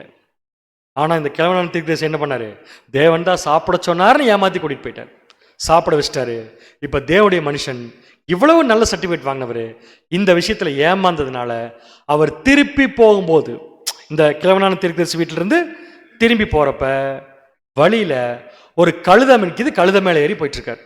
போறப்ப 1 ராஜாக்கள் 13ஆம் அதிகாரம் 24ஆம் வசனம். 24ஆம் வசனம், அவன் போன பிற்பாடு வழியிலே ஒரு சிங்கம் அவனுக்கு எதிர்பட்டு அவனை கொன்று போட்டது. யாரை கொன்று போட்டது? தேவனுடைய மனுஷனை கொன்று போட்டது. அவன் பிரேதம் வழியிலே கிடந்தது, கழுதை அதன் அண்டையிலே நின்றது, சிங்கமும் பிரேத தண்டையிலே நின்றது. செத்து போயிட்டாரு, சிங்கம் அடிச்சு சாப்பிட்டுருச்சு. அவர் ஏறி போன கழுதைய சிங்கம் ஒண்ணு என்ன பண்ணலீங்க, பண்ணல. வழக்கமா சிங்கம் யார் அடிச்சு சாப்பிடும்? மிருகத்தை அடிச்சு சாப்பிடும். ஆனா முதல்ல எங்க சாய்ஸ் எடுத்துருச்சுப்ப, மனுஷன் அடிச்சிருச்சு, கழுதைய ஒண்ணு பண்ணல. ஓகேவா? இதோட இந்த சீன் முடிஞ்சது, இதோட இந்த சப்ஜெக்ட் முடிஞ்சது. என்ன பண்ணலாம் இப்ப? உங்களுக்கும் டைம் ஆச்சு, எங்களுக்கும் டைம் ஆச்சு, பேசாம போயிடலாமா? இந்த சப்ஜெக்டை எதுக்காக பார்த்தோம்? இது முதல்ல எங்க இருக்கு? பழைய ஏற்பாடு. யார் வாழ்க்கையில் நடந்தது? இஸ்ரேல் ஜனங்கள். இஸ்ரேல் ஜனங்கள் வாழ்க்கையில் நடந்த எல்லா சம்பவமுமே ஆவிக்குரிய இஸ்ரேல் ஜனங்கள். போன வாரம் படிச்சீங்க இல்லையா? என் ஜனங்களே, ஒரு வேர்டு, அருமையான வார்த்தை. என் ஜனங்களே அவளை விட்டு வெளியே வாருங்கள் அப்படின்னு தேவனுடைய அழைப்பை பெற்ற உண்மையான கிறிஸ்தவ ஜனங்களுக்கு பழைய ஏற்பாட்டில் எழுதியிருக்கிற விஷயங்கள் எல்லாம் ஒன்று போதனையா இருக்கும், இல்லாட்டி என்னவா இருக்குங்க, திருஷ்டாந்தங்களாக இருக்கும். போதனைன்னு எப்படி புரிஞ்சுக்கலாம்? நமக்கு தேவையான ஏதோ ஒரு இன்ஸ்ட்ரக்ஷன், நமக்கு ரொம்ப தேவைப்படுற ஏதோ ஒரு இன்ஸ்ட்ரக்ஷன், நமக்கு தெரியாத ஏதோ ஒரு இன்ஸ்ட்ரக்ஷன் தேவன் தெரிய வைப்பதற்காக ஒரு சம்பவத்தை பழைய ஏற்பாட்டில் ஏற்படுத்தியிருக்கார். அப்படி ஏற்படுத்தப்பட்ட ஒரு சம்பவம் தான் தேவனுடைய மனுஷன். வாசிக்கலாம். ரோமர் 15ஆம் அதிகாரம் 4ஆம் வசனம். ரோமர் 15ஆம் அதிகாரம் 4ஆம் வசனம். தேவ வசனத்தினால் உண்டாகும் பொறுமையினாலும் ஆறுதலினாலும் நாம் நம்பிக்கை உள்ளவர்களாகும்படிக்கு முன்பு எழுதியிருக்கிறவைகள் எல்லாம் நமக்கு போதனையாக எழுதியிருக்கிறது. முன்பு எழுதியிருக்கிறவைகள் எல்லாம். இப்ப நம்ம இருக்கிறது புதிய ஏற்பாடு. அப்ப நமக்கு முன்புன்னா பழைய ஏற்பாடு. பழைய ஏற்பாட்டில் எழுதியிருக்கிறதெல்லாம் நமக்கு என்னவா இருக்கு? போதனைகளாக இருக்குது. அந்த போதனை தான் இப்ப நம்ம என்ன பண்ணிருக்கோம், எடுத்து படிச்சிருக்கிறோம். அப்படின்னா பழைய ஏற்பாடு அப்படிங்கிறது ரட்சிப்பின் நிழல், புதிய ஏற்பாடுங்கிறது ரட்சிப்பின் நிஜம். இப்ப ஆக்சுவலா ரட்சிப்பு யாருக்குன்னா நமக்கு தான். ஏன்னா நம்முடைய ஆண்டவராக இயேசு கிறிஸ்துவுக்கு பின்னாடி வந்திருக்கிறோம். அதற்கு முன்னாடி வாழ்ந்த ஜனங்களுக்கு அவங்க லைஃப்ல கடந்த சின்ன சின்ன ரட்சிப்புகள் எல்லாமே நமக்கு கிடைக்க போற ரட்சிப்புக்கு அடையாளம். அப்ப அவங்க லைஃப்ல நடந்த சம்பவங்கள்லாம் நம்ம லைஃப்ல நடக்க வேண்டிய சம்பவங்களுக்கு அடையாளம். ஸோ இப்ப நமக்கு தான் ரட்சிப்பு கிடைக்க போகுது. யார் மூலமானா? நம்முடைய ஆண்டவராகிய இயேசு கிறிஸ்து மூலமா. அப்ப இது யார் லைஃப்ல நடக்க போற சம்பவம்? ஒரு உண்மை கிறிஸ்தவன் லைஃப்ல நடக்க போற சம்பவம். ஒரு உண்மை கிறிஸ்தவன் எப்படி கிறிஸ்தவனை வெளியே வரான்னா, நம்முடைய ஆண்டவராக இயேசு கிறிஸ்து 2ஆம் அறுவடையில படிச்சமா இருக்கணுமே, 3 அறுவடைகள் சப்ஜெக்ட். 2ஆம் அறுவடையில உலகம் அப்படிங்கிற நிலத்துல, உலகம் அப்படிங்கிற லேண்ட்ல அப்போஸ்தலர்கள் 12 பேர்த்த விதைச்சார். விதைச்சாரா விதைக்கலையா? நல்ல விதை வளர்ந்துச்சு. வளரும் போது ஒரே மாதிரி வளர்ந்துச்சா, 2 மாதிரி வளர்ந்துச்சா? 2 மாதிரி. எந்த 2 மாதிரி? ஒன்னு நல்ல விதை, இன்னொன்னு கெட்ட விதை. ஒன்னு கோதுமை, இன்னொன்னு களை. ஞாபகம் இருக்கா உங்களுக்கு? ஸோ போன வாரம் சப்ஜெக்ட் நம்ம பார்த்துருப்போம். கலைகள் அப்படிங்கிறத இன்னைக்கு இருக்கிற ஒட்டுமொத்த கிறிஸ்தவ மண்டலம். ஏன் கலைன்னு சொல்றோம்? கலையான போதனைகள் அங்க இருக்கு. இயேசு கிறிஸ்து விதைச்ச விதையினுடைய சத்தியங்கள் அங்க இல்ல. எப்படி சொல்றோம்? இருக்கக்கூடிய போதனைகளே தவறு. திரித்துவம் கம்ப்ளீட்லி ராங். தேவனும் கிறிஸ்துவும் ஒன்று இல்லை அப்படிங்கிறதான் இயேசு கிறிஸ்து விதைச்சார். அப்போஸ்தலர்கள் விதைச்சாங்க. ஆனால் அதை கேட்டு வளர்ந்த ஜனங்களுக்குள்ள சத்துரு வந்து என்ன பண்ணிட்டான்னா கலைகளை விதைச்சிட்டான். விதைச்சு என்னவா மாத்திட்டான்? 2 பேர் வேற வேறல, 2 பேருமே ஒருத்தன்னு சொல்லிட்டாங்க. அந்த பேரபிளே படிச்சிருப்போம். வேலைக்காரர்கள் போய் பார்க்குறாங்க, எஜமான் நல்ல நிலத்துல நல்ல விதையை விதைக்கும் போது எப்படி கலைகள் வந்துச்சு அப்படின்னு கேட்குறப்ப எஜமான் சொல்றாரு, வேற ஒன்றும் இல்லைப்பா, நான் நல்ல நிலத்துல நல்ல விதையை தான் விதைச்சேன். நான் விதைச்ச விதையும் கரெக்டு, நான் சூஸ் பண்ண லேண்டும் கரெக்டு. ஆனா சத்துரு வந்து என்ன பண்ணிட்டான்னா இடையில வேற எதையோ விதைச்சிட்டான். அப்ப சாத்தானால் விதைக்கப்பட்ட போதகங்கள், அதை கேட்டு வளர்ந்த கிறிஸ்தவ அமைப்புகள் எப்படி வளர்ந்துருச்சுன்னா கலைகள் மாதிரி வளர்ந்துருச்சு. ஓகேங்களா? இப்ப உண்மை கிறிஸ்தவ மண்டலத்தில் எடுத்தோம்னா கோதுமை மணிகள் அதிகமா இருக்காங்களா, கலைகள் அதிகமா இருக்காங்களா? கலைகள் தான். மாற்றக்கூடாது பின்னாடி. கரெக்ட், நீங்க சொன்ன பதில் கரெக்ட். கலைகள் தான் அதிகமா இருக்கு. ஏன்னா எல்லாருமே இந்த பாபிலோன் அப்படிங்கிற அமைப்புக்குள்ள தான் போய் மாட்டியிருக்கிறாங்க. புரிஞ்சவங்களுக்கு? இப்ப எதுக்கு பேர் இதை என்கிட்ட சொன்னீங்க அப்படின்னா, எப்படி சாலமோன் ராஜாவுக்கு பின்னாடி பழைய ஏற்பாட்டில் 10 கோத்திரம் தனியாம் 2 கோத்திரம் தனியாம் பிரிஞ்சிச்சோ, அதே மாதிரி சாலமோனிலும் பெரியவர் ஒருத்தர் இருக்கார். யாருங்க அது? அது யாரோ எங்களுக்கு என்ன, நம்முடைய ஆண்டவராக இயேசு கிறிஸ்து. அவருக்கு பின்னாடி கிறிஸ்தவ மார்க்கத்தில் கூட 2 குரூப்பா கிறிஸ்தவ மார்க்கம் பிரிஞ்சிருச்சு.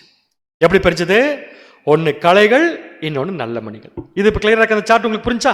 இதை தான் கம்பேர் பண்ண போறோம் நம்ம. இப்போ தேவனுடைய மனுஷன் சப்ஜெக்ட்ல இருந்து நம்ம கம்பேர் பண்ண போற பாயிண்ட் இதுதான். சாலமோன் ராஜாவுக்கு பின்னாடி 10 கோத்திரம் தனியாகவும் 2 கோத்திரம் தனியாகவும் பிரிஞ்ச மாதிரி நம்முடைய ஆண்டவராக இயேசு கிறிஸ்துக்கு பின்னாடி கிறிஸ்தவ மார்க்கம் எப்படி பிரிஞ்சுன்னா கோதுமை, கலைகள். அடுத்த கம்பேரிசன் இந்த பக்கம். 10 கோத்திரத்து ராஜா பேர் என்ன? சாமுவேலா? 10 கோத்திரத்து ராஜா பேரு யெரொபெயாம். கேட்டுங்களா? அப்படி அங்க வந்துடலாமா? கலைகளுக்கு யார் ராஜா? கரெக்டா சொன்னீங்க. யாருங்க? சாத்தான். அப்போ ஒரு விஷயம் நீங்க எப்படி நீங்களே கம்பேர் பண்ணிட்டீங்கன்னா, நம்ம பார்த்த சப்ஜெக்ட்ல 10 கோத்திரம் ஈக்குவல் டு பாபிலோன். கரெக்டா நான் சொல்றது உங்களுக்கு புரியுது? உங்களுக்கு 10 கோத்திரம் அப்படிங்கிறது யார் தான்? பாபிலோன். அங்க 10 கோத்திரத்து ராஜா யெரொபெயாம். இங்க கலைகளுக்கு யார் ராஜான்னு பாத்தீங்கன்னா சாத்தான்.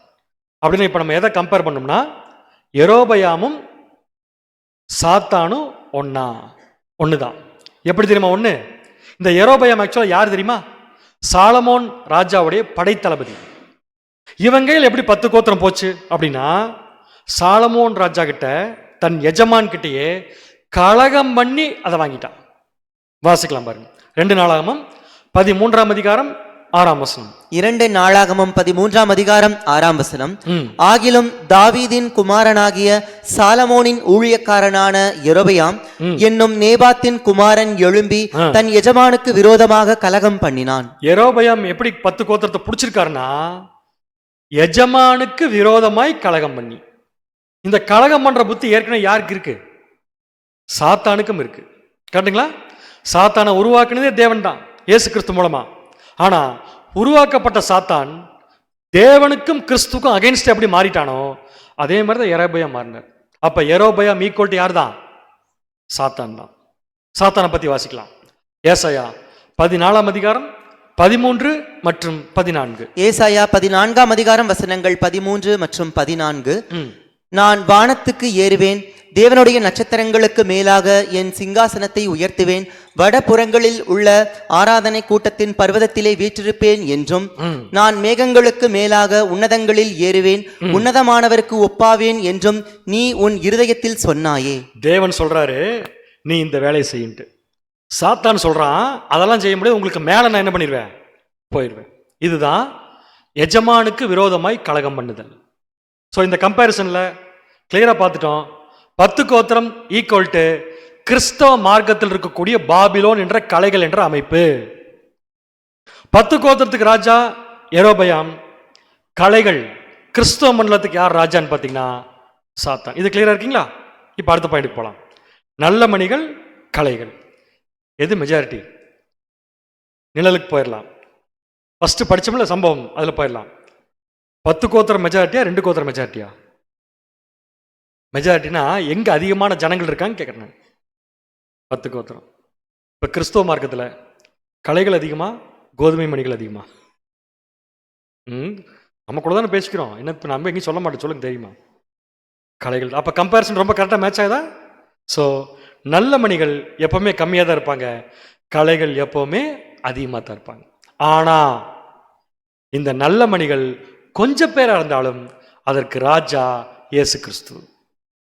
கலைகள் நிறைய பேர் இருந்தாலும் அதற்கு ராஜா சாத்தான். ஓகே. ஸோ இப்போ யெரொபெயாம் பண்ண அந்த 3 தப்பையும் கிறிஸ்தவ மார்க்கத்துக்குள்ள சாத்தான் பண்ணி வச்சிருக்கான். அந்த 3 தப்பு என்னன்னு உதவி ரீகால் பண்றீங்களா? முதல் தப்பு, யாருக்கும் தெரியாம அவன் வீட்டில் காய்கறிலாம் திருடி வச்சது. ரெண்டாவது தப்பு, சொல்லுங்க. முதல் தப்பு, தேவனுக்கு ஜனங்களை பலி செலுத்த விடாம தடுப்பதற்கு 2 பொன் கன்றுக்குட்டிகளை செஞ்சு வச்சு. சூப்பர். செகண்ட், அந்த பொன் கன்றுக்குட்டிகளுக்கு ஆராதனை பண்றதுக்கு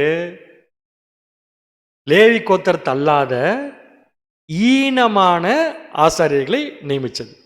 மூணாவது தப்பு, தன் மனதில் தானே நியமித்த தேதியில் அவனே ஒரு பண்டிகை ஏற்படுத்தி தேவன் சொல்லாத பண்டிகைகளை நியமிச்சது.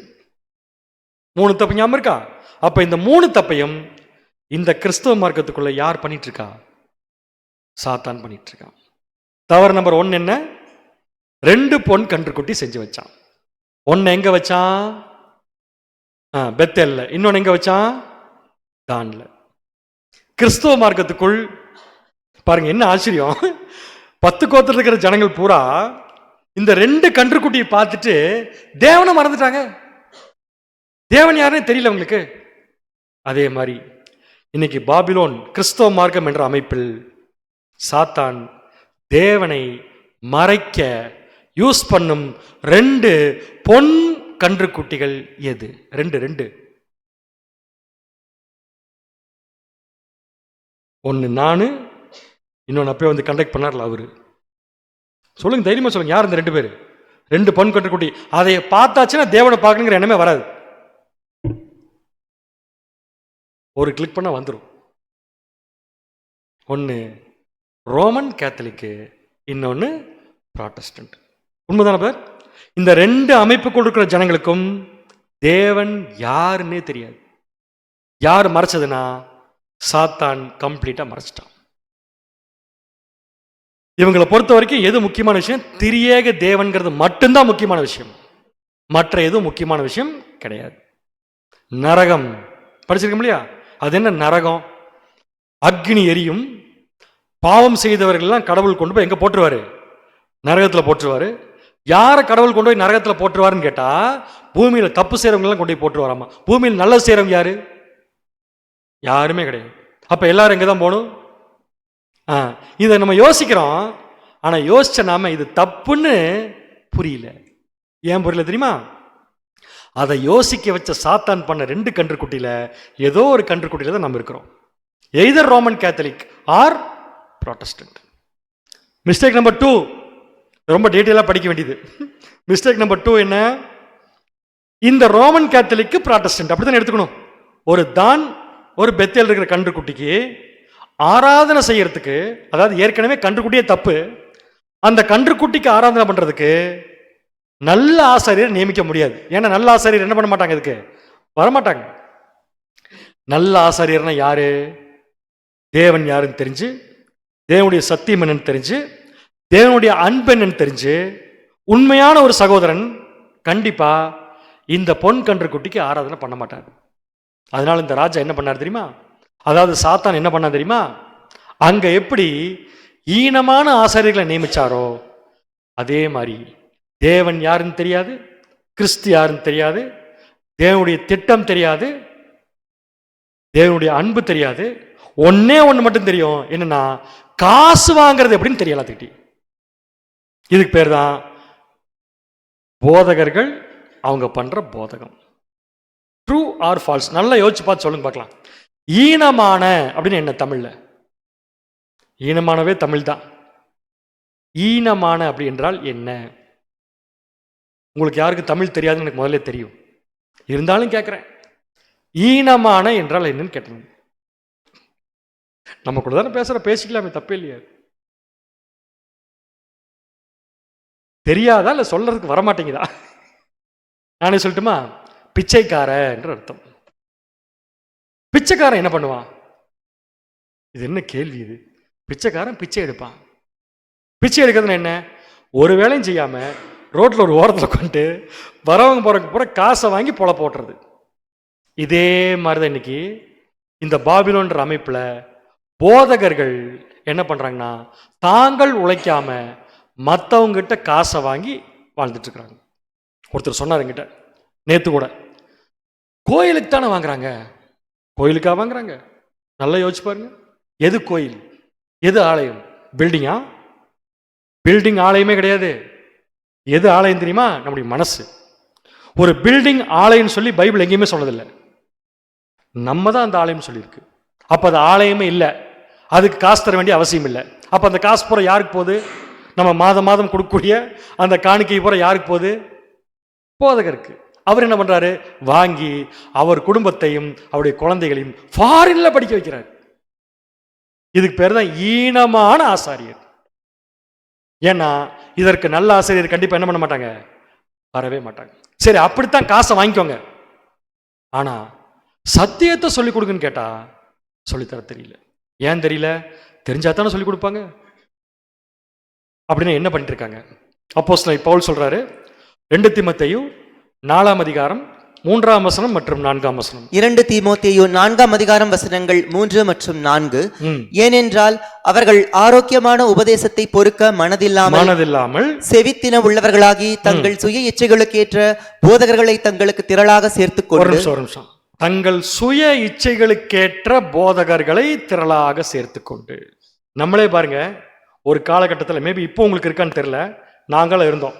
ஒரு போதகரை பிடிச்சிருச்சுன்னா அவருக்காக என்ன வேணாலும் பண்ணுவோம். ஆனா அந்த போதகருக்கு தேவன் யாருன்னு தெரியாது, நமக்கு இப்பதான் தெரிஞ்சிருக்கு. இதான் சொல்ற பாருங்க, சுய இச்சைக்கேற்ற போதகர்களை தங்களுக்கு திரளாக சேர்த்துக்கொண்டு சத்தியத்துக்கு செவியை விலக்கி கட்டுக்கதைகளுக்கு சாய்ந்து போகும் காலம் வரும். மனசார ஒரு கேள்வி கேட்கிறேன், இந்த கடைசி வசனத்தை மட்டும் ஒரு தடவை சொல்லுங்களேன். சத்தியத்திற்கு செவியை விலக்கி கட்டுக்கதைகளுக்கு செவியை கொடுத்துருவோம். கட்டுக்கதைகளுக்கு செவியை கொடுத்துருவோம் அப்படின்னு அர்த்தம், கதை கேட்கறதுல நம்மள மாதிரி புத்திசாலி யாருமே கிடையாது. கதை விடுறதுல இவங்கள மாதிரி புத்திசாலிக்கு யாருமே கிடையாது. ஒரு பரீட்சையில் ஒரு மாணவன் எப்பொழுது கதை விடுவான்?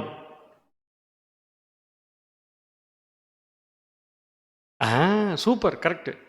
கேள்விக்கு பதில் தெரியல, ஆனா பாஸ் பண்ணி அவன் எப்படியாதுன்னா என்ன பண்ணுவான்?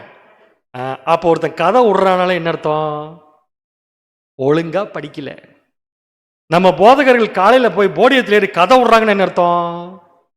ஒண்ணுமே படிக்கல. யார் இவர்களை போதகர்களை ஏற்படுத்தி வச்சது? வேற யாரும் இல்ல, அங்க யெரொபெயாம், இங்க சாத்தான்.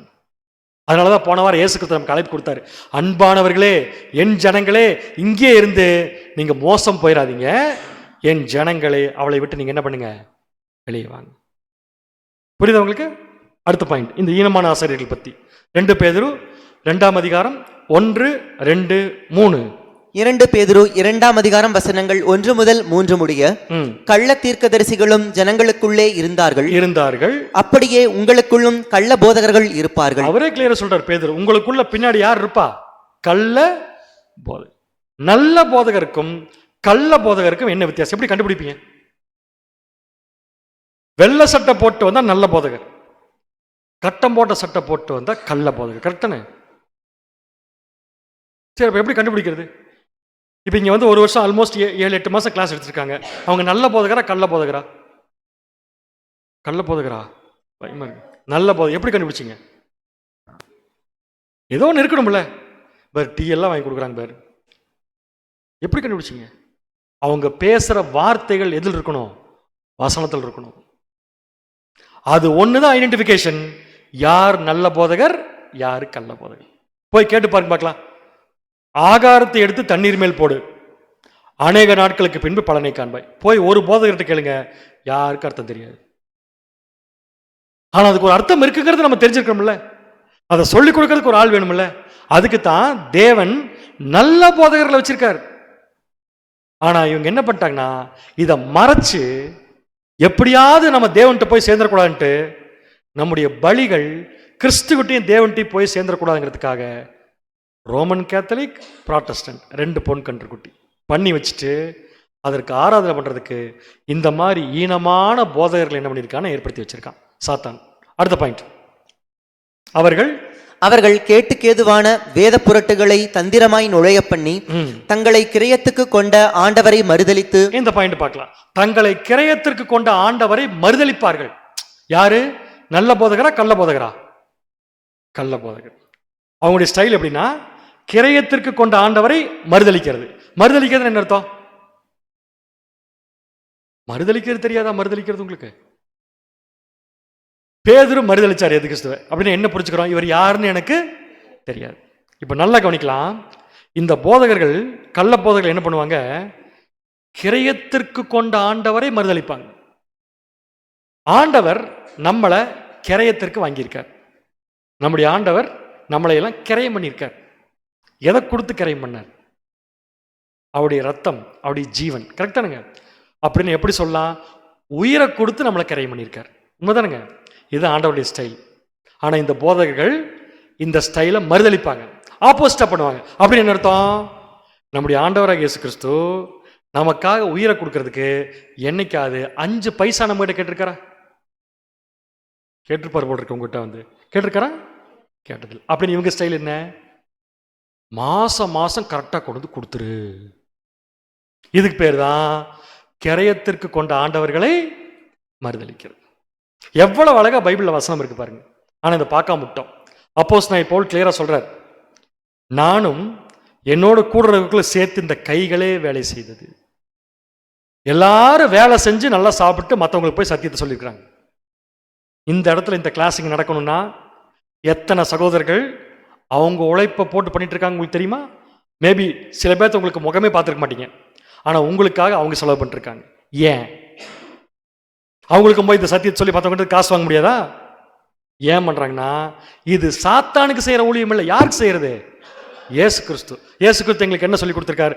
இலவசமாய் பெற்றீர்கள், இலவசமாய் கொடுத்துருங்க. நாங்க உங்களை மாதிரி உட்கார்ந்து கேட்டோம். இப்ப நாங்க வந்து உங்களுக்கு சொல்லிட்டு இருக்கோம் இலவசமாய்.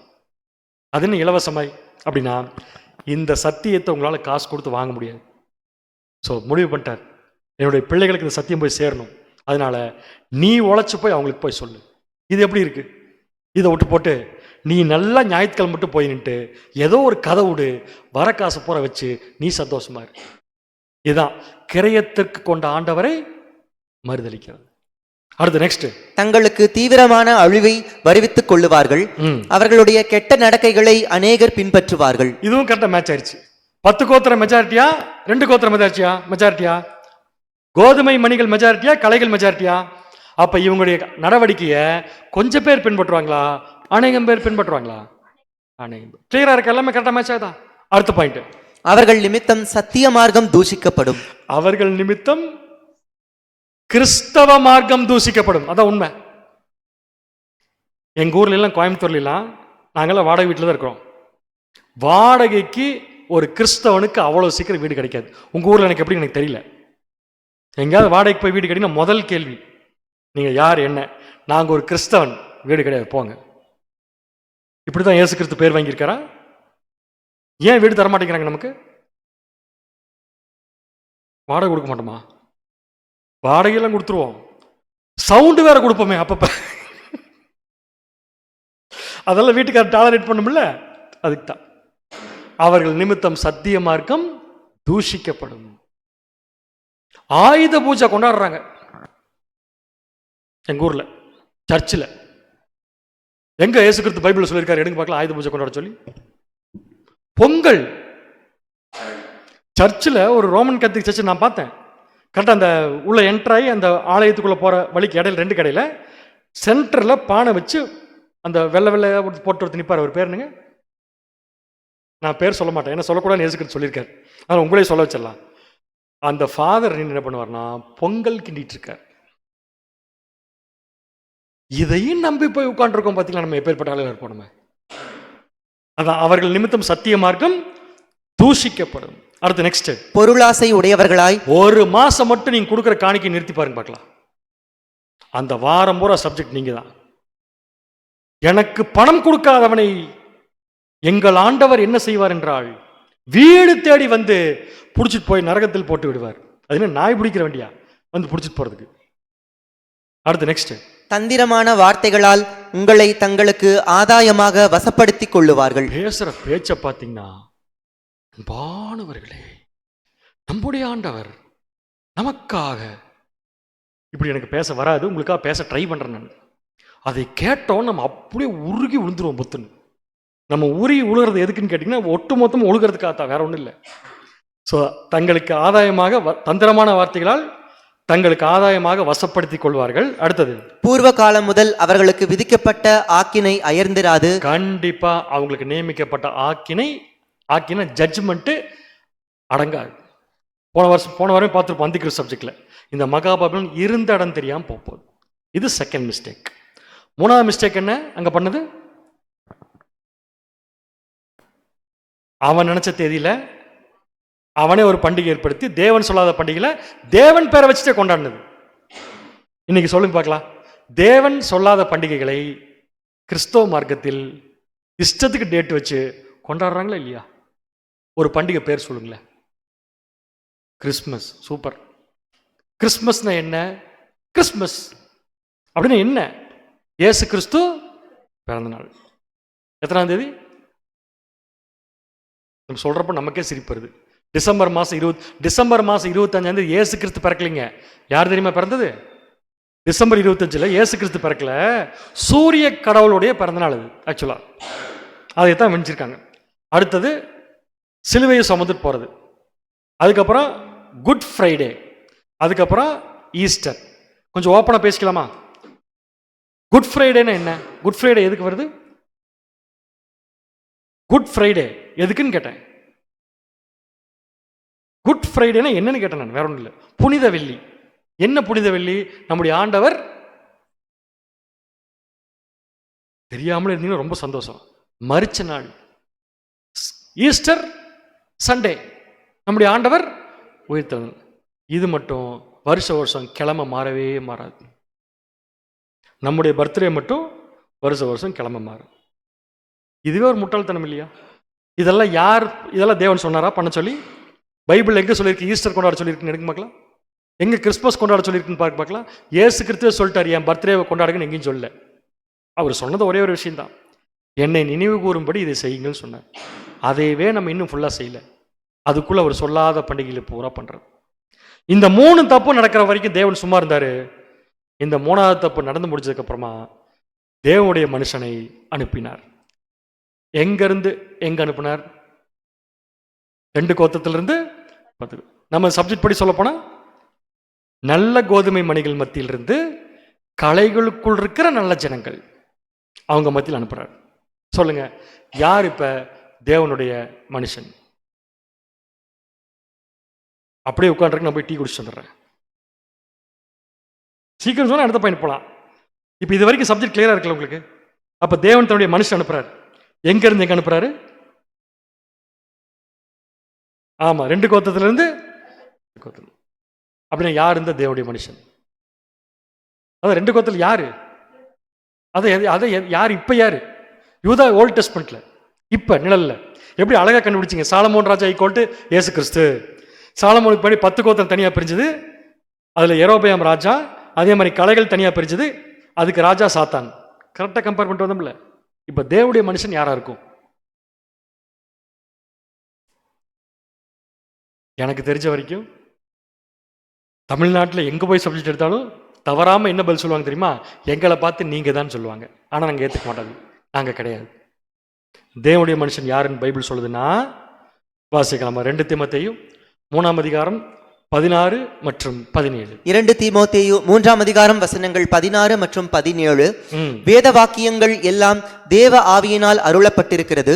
தேவனுடைய மனுஷன் தேறினவனாகவும் எந்த நற்கிரியையும் செய்ய தகுதியுள்ளவனாகவும் இருக்கும்படியாக அவைகள் உபதேசத்துக்கும் கடிந்து கொள்ளுதலுக்கும் சீர்திருத்தலுக்கும் நீதியை படிப்பிக்குதலுக்கும் பிரயோஜனம் உள்ளவைகளாய் இருக்கிறது. நான் ஹைலைட் பண்ணியிருக்கிற வார்த்தையை பாருங்க, தேவனுடைய மனுஷன். யார் தேவனுடைய மனுஷன் பவுல் சொல்றாருன்னா, யார் ஒருத்தர் வேத வாக்கியங்களை கேட்டு தேர்றாங்களோ, யார் ஒருத்தர் பைபிள் வசங்களை கேட்டு நற்கிரியை செய்வதற்கு தகுதியுள்ளவங்களா மாறுறாங்களோ அவங்க தான் யாருன்னு பார்த்தீங்கன்னா தேவனுடைய மனுஷன். ஏன்? அவங்க தேவன் சொல்றதை மட்டும் தான் கேட்பாங்க. அதனால தான் பழைய ஏற்பாட்டில் ஆள் பேர் வைக்காம பொசிஷன் என்னன்னு சொல்லிட்டார். இப்போ இந்த இடத்துல யார் பேரை போட்டுக்கலாம்? உங்கள் பேர் போட்டுக்கிறீங்களா? போட முடியாது. ஏன்னா நீங்கள் எங்கே இருக்கிறீங்க? 10 கோத்திரத்தில் இருக்கிறீங்க. உண்மையை ஒத்துக்கிட்டதுக்கு நல்லது, நன்றி. ஸோ இப்போ உங்களுக்கு சொல்கிறதுக்கு யாரோ ஒருத்தர் தேவன் என்ன பண்ணுறாரு? அனுப்புகிறார். ஓகே, ஸோ யாரோ ஒருத்தர் அனுப்பி தேவன் என்ன பண்ணுறாருன்னா 3 விஷயத்துக்கு அகென்ஸ்டாக தீர்க்கதரிசனம் சொல்ல சொன்னார். தேவனுடைய மனுஷன் 3 விஷயத்துக்கு அகென்ஸ்டாக சொன்னார். 1, 2 பலிபீடம். பலிபீடமே பலிபீடம், கரெக்ட் தானே? 2 பலிபீடம் வெடிச்சு சதறின்னு சொன்னார்.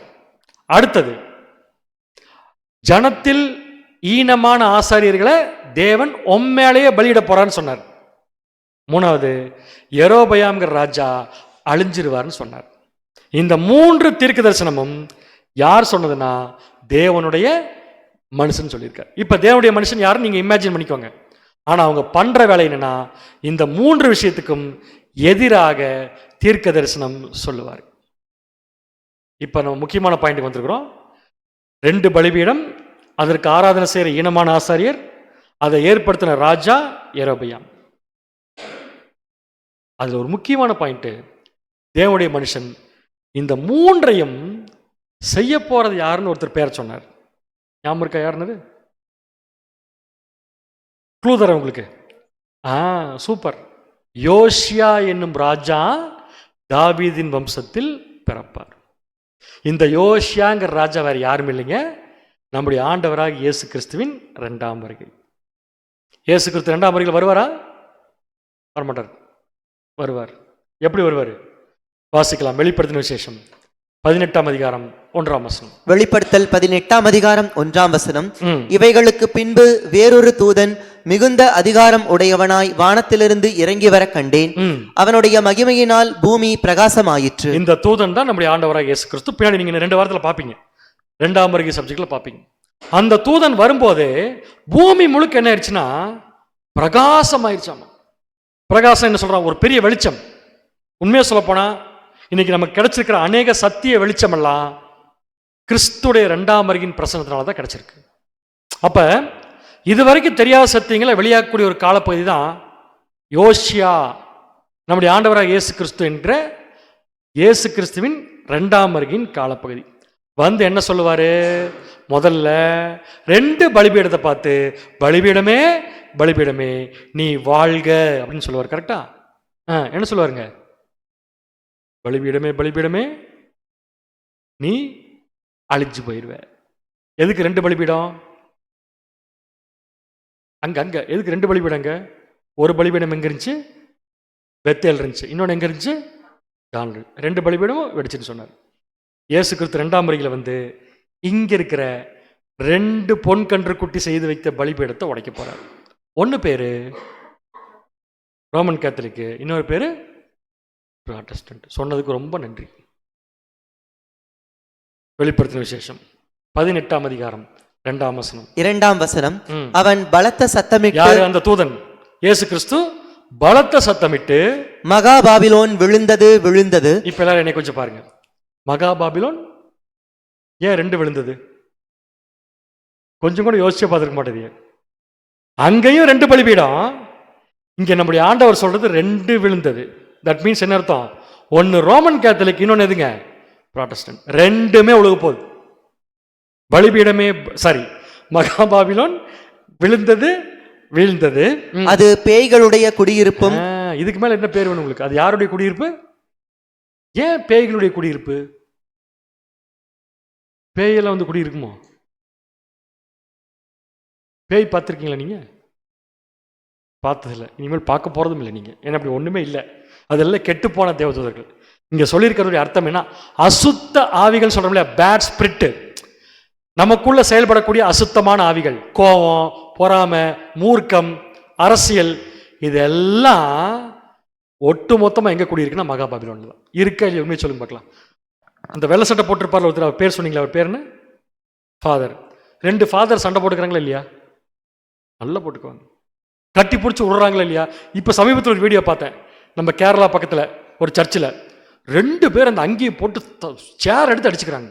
இயேசுக்கு அப்படி தான் அடிக்க சொல்லியிருக்காரு, ஒருவன் என்னை பின்பற்றி வர விரும்பினால் 2 சேரை எடுத்துக்கொண்டு ஒருத்தரை மாற்றி ஒருத்தர் என்ன பண்ணணும்? தாக்கணும். அப்படின்னா என்ன புரிஞ்சு தெரியுமா? இவர்கள் அசுத்த ஆவிகளுடைய காவல் வீடு, பேய்களுடைய குடியிருப்பு.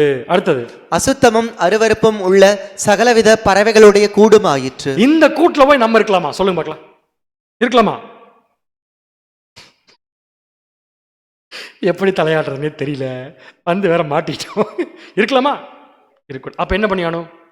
அது அவர் சொல்லிட்டார், என் ஜனங்களே, அவளுக்கு நேரிடும் வாதைகளில் நீங்கள் அகப்படாமலும் அவளை விட்டு நானும் சவுண்டு கம்மி பண்ணிட்டே பாருங்க, அவளை விட்டு வெளியே வாருங்கள். சிம்பிள். நம்மளை ஒன்று ஏசுக்கிறது கம்பல்லாம் பண்ணலீங்க, நம்ம நல்லா இருக்கும்னு நினைக்கிறார், அதுக்காக சொல்றாரு என் ஜனங்களே. இந்த வார்த்தையை நம்ம கேட்கறதுக்கே நம்ம காது கொடுத்து வச்சிருக்கணும். ஏன்னா இன்னைக்கு இருக்கிற பாபிலோன் அமைப்பில் யாருக்கும் வெளிப்படுத்தின விசேஷமே ஓப்பன் ஆகலை. நமக்கு அந்தி கிறிஸ்து யாருன்னு கண்டுபிடிக்கிறதுக்காக தேவன் ஓப்பன் பண்ணி கொடுத்துருக்காரு. அப்ப அவர் சொல்றதை நம்ம கீழ்ப்படியணுமா இல்லையா? கண்டிப்பா கீழ்ப்படியணும். அப்படி கீழ்ப்படிஞ்சா இத்தனை ஆபத்துகள் இருந்து நம்ம தப்பிச்சிடலாம். ஏன்னா இந்த பலிபீடம் என்ன போகுது? கண்டிப்பா வெடிக்கதான் போகுது. பழைய ஏற்பாட்டிலையும் தேவனுடைய மனுஷன் சொன்னாரு, நான் சொன்ன தீர்க்க தரிசனம் நிறைவேறது கிடையாதுமா, இப்ப இந்த பலிபீடம் வெடிக்கின்னர். வெடிச்சதா இல்லையா? அங்க வெடிச்சதுன்னா கண்டிப்பா எங்கேயும் வெடிக்கும், இங்கேயும் வெடிக்கும். வெடிக்கும் போது பக்கத்தில் நாமளும் சேர்ந்து வெடிச்சிருவோம்ல. அப்ப என்ன பண்ணியானும்? அவளை விட்டு, இப்ப நீங்க சொல்லுங்க, அவளை விட்டு வெளியே வந்தா என்ன கொடுப்பீங்க? அவளை விட்டு வெளியே வந்தா என்ன கொடுப்பீங்க? ஒண்ணுமே கொடுக்க மாட்டோம், அது உண்மை. ஏன்னா நம்மளும் திருப்பி போய் சொல்லக்கூடாது இல்லை. ஆனா காலம் ஊரா கேட்பதற்கு அருமையான சத்தியமும் தேவன் கொடுத்த பிள்ளைகளுடைய அன்பும் அளவில்லாமல் உங்களுக்கு கிடைக்கும். நீங்க மிதப்பீங்க அப்படியே. உண்மையாலுமே அதெல்லாம் ருசிக்கிறதுக்கு சொன்னா பத்தாது, அனுபவிச்சாதான் தெரியும்.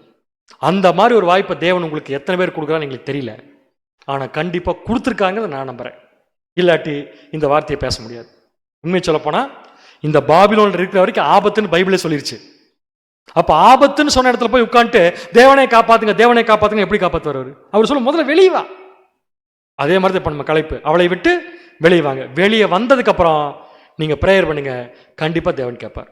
வசனம் வாசிக்கலாம் பாருங்க. சகரியா 2ஆம் அதிகாரம் 8ஆம் வசனம். சகரியா 2ஆம் அதிகாரம் 8ஆம் வசனம். பிற்பாடு மகிமை உண்டாகும் என்று சேனைகளின் கர்த்தர் சொல்லுகிறார். சரி போதும். எதற்கு பிற்பாடு மகிமை உண்டாகும்? சொல்லுங்க, நீங்க வாயில பேசுறது எனக்கு மனசுல கேக்குது. அவளை விட்டு வெளியே வந்ததற்கு பின்பு மகிமை உண்டாகும். கரெக்ட் தானே? அதானே சொன்னீங்க. இப்ப சரி, பக்கத்தில் இருக்கிற யார் எல்லாரும் காது முடிக்கோங்க, காது முடிச்சு சொல்லிக்கோங்க. எப்ப மகிமை உண்டாகும்னா அவளை விட்டு வெளியே வந்தா மட்டும்தான். இது கம்பல்ஷன் கிடையாதுங்க, நல்லா புரிஞ்சுக்கோங்க. இது உங்க மேல வச்சிருக்கிற அன்பு மட்டும்தான். பிற்பாடு மகிமை உண்டாகும். அடுத்தது, உங்களை தொடுகிறவன் அவருடைய கண்மணியை தொடுகிறார். இது வசனம் பைபிள்ல தான் இருக்கு. வெளிப்படுத்தின விசேஷத்துல படிச்சதும் பைபிள்ல தான் இருக்கு. ரெண்டுமே உண்மை தானே? பட் ரெண்டுல என்ன வித்தியாசம்? ஒன்னு உள்ள இருந்தா வரக்கூடிய ஆபத்து, இன்னொன்னு வெளியே வந்தா கிடைக்கிற ஆசீர்வாதம். எது உங்களுக்கு வேணும்? உள்ள இருந்தா அனுபவிக்கிற ஆபத்து உங்களுக்கு வேணுமா, வெளியே வந்தா கிடைக்கிற ஆசீர்வாதம் வேணுமா?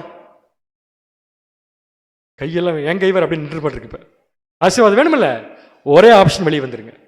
நீங்க மட்டும் வெளியே வர துணிஞ்சிட்டீங்கன்னா, அங்க யெரொபெயாம் தேவனுடைய மனுஷன் பவர்ஃபுல் சொல்லிட்டு அவனை புடிங்கன்னு சொல்லி கை நீட்டார். பார்த்தீங்களா? நீட்டினாரா இல்லைங்களா? நீட்டின கை என்ன ஆயிடுச்சு? நின்று போச்சு. திருப்பி அந்த மனுஷன் யார்கிட்டே கேட்டார், தம்பி கொஞ்சம் பார்த்து உங்க தேவன்கிட்ட பிரேயர் பண்ணி என்ன பண்ணு, கையை எடுத்து விடு. கையை எடுத்து விட்டனோட ரியாக்ஷன் பார்த்தீங்களா? என்னட்டு கையை நீட்டினது அப்படியே மாறி போய் அப்படியே தோல் மேல கை போட்டான். அதே மாதிரி தான் இப்போ நான் சொல்கிறேன், நீங்கள் மட்டும் துணிஞ்சு பாபிலோன் விட்டு வெளியே வரதுக்கு முயற்சி எடுத்துட்டீங்கன்னா உங்கள் மேலே அளவு கடந்து அன்பை காமிப்பாங்க பாபிலோனில். ஐயோ நீங்கள்லாம் வராமுட்டா என்ன ஆகுறதுங்க? நீங்களே எப்பேற்பட்ட ஆளு? நீங்க போயிட்டு அப்புறம் சர்ச்சை யார் நடத்துறது? சர்ச்சை நடத்த வேண்டாம், அதுவே என்ன போகுது, கொஞ்ச நாள்ல அழிய போகுது. அது எதுக்கு நடத்துறதுக்கு ஆளு? அதுக்கு ஆள்லாம் தேவையில்லை. அதை அழிப்பதற்கு இயேசு கிறிஸ்து மட்டும் போது அவர் வேலையை பார்த்துருவார். ஸோ ரொம்ப கிளியர். தோல் மேலே கை போடுற நிறுத்தம்னா அப்பத்தான் நம்மளை அரவணைப்பாங்க. அரவணைச்சு ஆறுதல் வார்த்தைகள் சொல்லி நம்ம வீட்டுக்கு வார வாரம் வந்து நம்மளை எப்படியாவது ஆசீர்வாதத்தை வாங்க விடாம தடுத்துருவாங்க. ஆனால் நாம் இதில் ஏமாறக்கூடாதுல்ல. அதுக்காகத்தான் இன்னைக்கு சப்ஜெக்ட்ல கிளியர் கொடுத்தாரு. இப்படித்தான் யெரொபெயாம் பிஹேவ் பண்ணுவான். ஃபர்ஸ்ட் கையை நீட்டுவான், நீட்டின நின்ன உடனே ஆட்டோமேட்டிக்கா கையை போட்டுருவான். இப்போ நம்ம பவர்ஃபுல் தெரிஞ்சிருச்சு. உண்மையை சொல்லட்டுங்களா? உங்களுக்கு தெரிந்த சத்தியம் உங்களை வழிநடத்தக்கூடிய போதகர்களுக்கு தெரியாது இப்போ. ஸோ ஆட்டோமேட்டிக்காக அவங்க என்ன பண்ணுவாங்கன்னா உங்களை சேவ் பண்ணுறதுக்காக, உங்களை அவங்களோட வச்சுக்கிறதுக்காக கை போடுவாங்க. கை போட்டால் யெரொபெயாம் வீட்டுக்கு வந்து சாப்பிட்டு போன்னு சொன்னப்ப தேவனுடைய மனுஷன் என்ன சொன்னார்? பிரியாணி செஞ்சால் மட்டும்தான் வருவேன்னு சொன்னார் இல்லையா? என்ன சொன்னாருங்க? அங்கே இருக்கிற அப்பத்தை சாப்பிட மாட்டேன், அங்கே இருக்கிற தண்ணியை எங்கே இருக்கிற 10 கோத்திரம் அப்படின்னு இப்போ எங்கே இருக்கிற பாபிலோன், ரோமன் கேத்தலிக், புராட்டஸ்டன்ட், இங்கே இருக்கிற அப்பத்தையும் இங்கே இருக்கிற தண்ணியும் நான் என்ன பண்ண மாட்டேன், குடிக்க மாட்டேன். அப்பம் தண்ணீர் எதை குறிக்கும்? அப்பம் தண்ணீர் அப்பம் தண்ணீரை குறிக்கும். இனிமேல் நம்ம பிப்ளிக்கல் லாங்குவேஜ் இப்படித்தான் இருக்கும். எதை குறிக்கும் எதை குறிக்கும் எதை குறிக்கும் நம்ம வாழ்க்கை பூரா போகும். அப்படி குறிச்சு குறிச்சு தான் நம்ம லைஃபே டேஸ்ட் ஆகும். அப்பம் தண்ணீர்லாம் சாப்பாட்டை குறிக்கும். கரெக்டுங்களா? வாய் வழியா உள்ள போறது. நம்முடைய ஆண்டவராக இயேசு கிறிஸ்துவுக்கு எது சாப்பாடு? சத்தியம். அப்படின்னா அங்க இருக்கிற சாப்பாடை சாப்பிட மாட்டேன்னா என்ன அர்த்தம்னா அங்க இருக்கிற சத்தியத்தை நான் வந்து என்ன பண்ண மாட்டேன், கேட்க மாட்டேன். இதுதான் தேவனுடைய மனுஷனுக்கு தேவன் சொல்லி அனுப்பின இன்ஸ்ட்ரக்ஷன். என்ன கிளியரா என்ன கிளவரா ராஜா சொன்னப்ப தேவனுடைய மனுஷன் அவாய்ட் பண்ணிட்டு வந்துட்டார். ஆனா வந்ததுக்கு அப்புறம் எங்க போய் உட்கார்ந்தாருங்க? கருவாளி மரத்துக்கு கீழே போய் உட்காந்துட்டார். இது அவர் பண்ண மிஸ்டேக். கருவாளி மரத்தில் என்ன இருக்கும்? முட்கள் இருக்கும். முட்கள் என்பது எதை குறிக்கும்? இனிமேல் நம்ம லைஃபை இப்படித்தான் போகும், வேற ஒன்றும் பண்ண முடியாது. முட்கள் எதை குறிக்கும் என்றால் பைபிள்லே வசனம் இருக்கு.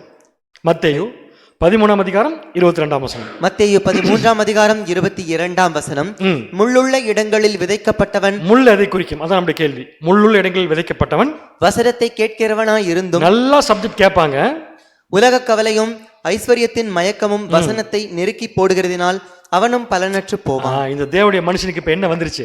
கர்வாலி மரத்து கீழே போய் உட்காண்டார்னா, முள்ளு கீழே போய் உட்காண்டார் அர்த்தம்னா முள்ளுடைய கண்ட்ரோலுக்கு அவர் போயிட்டார். இப்ப வசனம் என்ன சொல்லுது? முள் எது? உலக கவலை, ஐஸ்வர்யத்தின் மயக்கம், உலக பிரகாரமான ஆசைகள். என்ன ஆசை? ஒரு பொருள் வாங்கணும் அல்லது ஒரு தப்பான கேரக்டர். இதெல்லாம் வந்துருச்சுன்னா இன்னொருத்தர் வந்துடுவார். இந்த முள்ளு வந்துருச்சுன்னா இன்னொருத்தர் வந்துடுவார். யாருங்க அது? சாத்தான வருவான்? இல்லை, நல்லா தாத்தா வருவார். கரெக்ட், தாத்தான சொன்னீங்க. சாத்தான் வரமாட்டார். சாத்தானுடைய பிரதிநிதி ஒருத்தர் வருவார். யாருங்க அவரு? கிழவனான தீர்க்கதரிசி. மறந்து போயிட்டீங்க. இன்னும் கொஞ்ச நேரத்தில் என்னை மறந்துடுவீங்க பாருங்க. இப்ப கிழவனான தீர்க்கதரிசி. அது என்ன கிழவனான தீர்க்கதரிசி? வயசான தீர்க்கதரிசி. கேட்டுங்களா? வந்தார். வந்து என்ன சொன்னார்? தேவனுடைய மனுஷனை பார்த்து, தம்பி எங்க வீட்டுக்கு வா. நீயாப்பா அது? அந்த ராஜாவுடைய கையில் எடுத்துட்டு நீயாது? நீ சொன்ன பலிபீட வெடிச்ச நீ அது? ஆமா நானே தான். அப்படியா? உங்கள் தேவன் தான் என்னை அனுப்பிச்சுட்டார். என்ன சொல்லி அனுப்பிச்சாரு?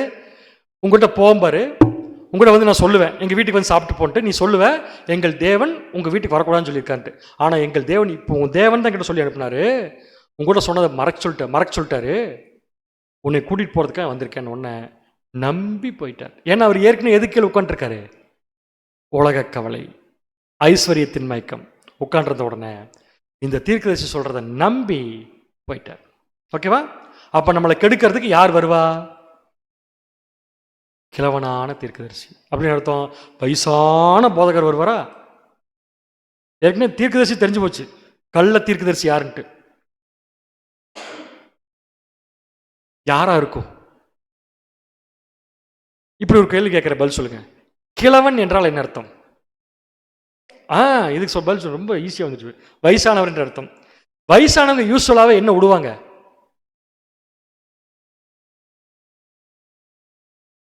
என்ன விடுவாங்க? கதை. சின்ன குழந்தைகள்லாம் டிவி இந்த செல்ஃபோன்லாம் வர்றதுக்கு முன்னாடி நம்ம கொஞ்ச நேரம் ஏதாவது வேலை செய்ய போனா வீட்டில் இருக்குங்க வயசான தாத்தா பாடிட்டு விட்டு என்ன சொல்லுவோம்? நம்ம இதில் நல்ல கதை விடுறது யாரு? உங்களுக்கே தெரியாது. ஞாயிற்றுக்கிழமை காலையில் விடுற கதை, எல்லா கதையும் விடுவாங்க. ஸோ நேரம் அவங்ககிட்ட போய் மாட்டிக்குவோம். பவுல் கிளியராக சொல்லிட்டாரு, இதற்கு நீ விலகிருன்னு சொல்லியிருக்க. 1 தீமோத்தேயு 4 அதிகாரம் 7 வசனம். 1 தீமோத்தேயு 4 அதிகாரம் 7 வசனம். சீர்கேடும் கிழவிகள் பேச்சுமாய் இருக்கிற கட்டுக்கதைகளுக்கு விலகி தேவ பக்திக்கு ஏதுவாக முயற்சி பண்ணு. சீர்கேடான கதை. நான் இங்களது பரலோகத்திற்கு ஏரோப்ளேனில் போய் கொண்டிருக்கும் போது, பரலோகத்துக்கெல்லாம் போக முடியாது. அந்த அம்மா பாவம் எங்கேயோ போயிட்டு சேட்டலைட்ல இருந்து திரும்பி ஸ்பேஸ் போயிட்டு திரும்பி வரதுக்கு அவ்வளோ கஷ்டப்பட்டுருக்குது. இவர் ஒரே நைட்டில் பரலோகம் போய் திருப்பி வந்துட்டார். எப்படி போனாருன்னு தெரியல. நம்ம ஆளு உட்காந்து ஞாயிற்றுக்கிழமை கேட்பான் பாரு, பரலோகத்துக்கு போயிட்டு வந்துட்டார் அவரு. இது கூட பரவாயில்ல, நரகத்துக்கு போயிட்டு வந்தது எனக்கு தெரியுமா உங்களுக்கு? இப்போ வேண்டாம் அந்த டாபிக்லாம் நமக்கு. இதெல்லாம் அந்த சீர்கேடும் கிழவிகள் பேச்சுமா இருக்கிற கட்டுக்கதைகளை கேளுன்னு சொல்ல, அதை விட்டு நீங்கள் என்ன பண்ணுங்க? விலகுங்க. என்ன பண்ணுறது விலகிறதுக்கு? ஒரே பதில் தான், பதில் எந்த மாற்றமே இல்லை. விலகிறதுக்கு என்ன பண்ணுறது? அவளை விட்டு வெளிவாங்க, அவ்வளோதான் முடிஞ்சது. இல்லை அப்படித்தான் போவேன்னு சொன்னால் என்ன ஆகும்? இப்படித்தான் ஆகும். அந்த தேவனுடைய மனுஷன் கடைசியில் என்னன்னாரு, ஒரு கழுதை மேலே ஏறி டிராவல் பண்ணாரு. திருப்பி போகிறப்ப சிங்கம் வந்துருச்சு. சிங்கம் வந்து என்ன பண்ணிருச்சு, அவர் அடிச்சிருச்சு. கழுதை என்ன பண்ணல? அடிக்கல. ஆனால் கழுதை தான் வழக்கமாக சிங்கம் அடிக்கும். இவரையும் அடிச்சது. கழுதையை ஒன்றும் பண்ண முடியலன்னா, கழுதை எதை குறிக்கும்னா டாக்டரின்ஸ், போதகம். இந்த தேவனுடைய மனுஷன் ஏறி போன போதகம் நல்ல போதகம். ஆனால் மேலே ஏறி இருக்கிற தேவனுடைய மனுஷன் போதகத்தின்படி நடக்கல, போக வேண்டாம்னு சொன்ன இடத்துக்கு போயிட்டார். கரெக்டுங்களா? ஸோ இப்போ சிங்கம் வருது. எந்த சிங்கம் வருது? 1 பேதுரு 5 அதிகாரம் 8 வசனம். 1 பேதுரு 5 அதிகாரம் 8 வசனம். தெளிந்த புத்தியுள்ளவர்களாய் இருங்கள், விழித்திருங்கள். ஏனெனில் உங்கள் எதிராளியாகிய பிசாசானவன் கெர்ஜிக்கிற சிங்கம் போல் எவனை விழுங்கலாமோ என்று வகை தேடி சுற்றித் திரிகிறான். நம்ம வேலையை யாரை விழுங்கலாமோன்னு சொல்லிட்டான். நம்மளா போய் மாட்டினா என்ன பண்ண முடியாதுக்கு. ஸோ அவன் என்ன பண்ணிட்டான்? சாத்தான் சிங்கம் என்ன பண்ணிட்டான்னா, டாக்டரினை ஒன்றும் பண்ண முடியல, கழுதை ஒன்றும் பண்ணல. ஆனால் அந்த டாக்டரினை கேட்காம நடந்த தேவனுடைய மனுஷன் என்ன பண்ணிட்டான்னா அடிச்சிட்டான். இப்போ நம்மளுடைய கேள்வி, நம்ம இவ்வளவு தூரம் சத்தியத்தை கேட்டு திருப்பியும் அழிந்து போகிற இடத்துக்கே போய் உட்கார்ந்து அழியும் போது அழியணுமா, அதை விட்டு வெளியே வந்து ஆசீர்வாதத்தை பெற்றுக்கொள்ள வேண்டுமா அப்படிங்கிறத முடிவு பண்ணுற விஷயத்த தேவன் உங்கள் கையிலே கொடுத்துட்டார். நீங்கள் எப்படி முடிவெடுத்தாலும் அதற்கேற்ற பலன் கிடைக்கும். ஆனால் வாழ்கிற நாட்களில் சத்தியத்தின்படி இருக்குன்னு நீங்கள் நினச்சிங்கன்னா கண்டிப்பாக பாபிலோனில் இருந்தால் நடக்கவே நடக்காது. அவளை விட்டு என்னதான் பண்ணி நம்ம இப்போ வெளியே வந்தான். ஸோ தேவனுடைய மனுஷன் சப்ஜெக்டில் நம்ம கற்றுக்கொண்ட விஷயம் இவ்வளோ தான்.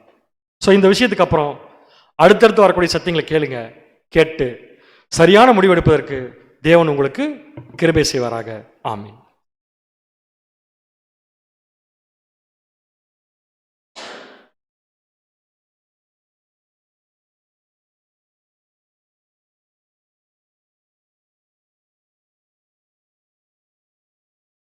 அன்பான சகோதர சகோதரிகளே, இந்த ஒரு நாளில் கூட நம்மளுக்கு தேவையான ஒரு அருமையான சத்திய பாடத்தை கொடுத்த நம்மளுடைய பிதாவாகிய தேவனுக்கு அவருடைய குமாரர் மூலியமாக நாம் நன்றிகளையும் ஸ்தோத்திரங்களும் கூட எடுத்துக்கொள்வோம். ஸோ இன்றைக்கி பாடத்தில் உங்களுக்கு ஏதாவது டவுட்ஸ் இருந்தால் கூட நீங்கள் என்ன பண்ணலான்னா பிரதரை கேட்கலாம். இல்லை போன வாரம் பாடத்தில் ஏதாவது டவுட்ஸ் இருக்குது அப்படின்னாலும் நீங்கள் என்ன பண்ணலாம் அப்படின்னா பிரதரை கேட்டு தெரிஞ்சுக்கொள்ளலாம் என்பதையும் தெரிவித்துக் கொள்கிறோம். இன்றைக்கி பாடத்தோடைய ஸ்கிரிப்ட் வந்து சிஸ்டர்ஸ் வச்சுருக்காங்க. ஸோ அவங்கள்ட்ட வாங்கி கொள்ளும்படி அன்போடு கேட்டுக்கொள்கிறோம். ஸோ அடுத்த வாரம் என்ன ஒரு பாடம் பார்க்க போகிறோம் அப்படின்னா, ஆக்சுவலாக இந்த பாடம் தான் நம்ம போன வாரம் சொல்லி கன்க்ளூட் பண்ணோம், கரெக்டுங்களா? தசமபாகம் காணிக்கை இதை குறித்து தான் பார்க்கலான்னு இன்றைக்கி பிளான் இருந்தது. அது இன்றைக்கி கொஞ்சம் மாறிடுச்சு. ஸோ தேவனுடைய சித்தம் இன்றைக்கி இந்த ஒரு பாடம் தான் பார்க்கணுன்னு இருக்கு. ஸோ அடுத்த வாரம் என்ன பண்ணலாம் அப்படின்னு சொல்லிட்டு பார்த்தோன்னா, தசமபாகம் மற்றும் காணிக்கை, வேதத்தில் தேவன் இதை குறித்து என்ன எழுதியிருக்கிறார் அப்படின்றத நம்ம என்ன பண்ணலான்னா ஆராய்ஞ்சு பார்க்கலாம். ஸோ அது ஒரு டைமிங் வந்து எப்பயும் போல தான் 6:30க்கு என்ன பண்ணிடலான்னா ஈவினிங் வந்துடலாம் அப்படின்றதையும் தெரிவித்துக் கொள்கிறோம். வராதவங்களுக்கும் நீங்கள் என்ன பண்ணுங்கன்னா சொல்லி அடுத்த வாரம் வரும்படி அன்போடு கேட்டுக்கொள்கிறோம். ஸோ இன்னைக்கு பாடத்தோட முடிவு கூட நம்ம ஜெபத்துடனே முடிக்கலாம். ஜெபம் செய்யும்படி நம்ம மத்தியில் வெள்ளூரிலிருந்து வந்திருக்கோம் நம்மளுடைய அன்பு சகோதரர் ராஜேஷ் அவர்களை அன்போடு அழைக்கிறோம்.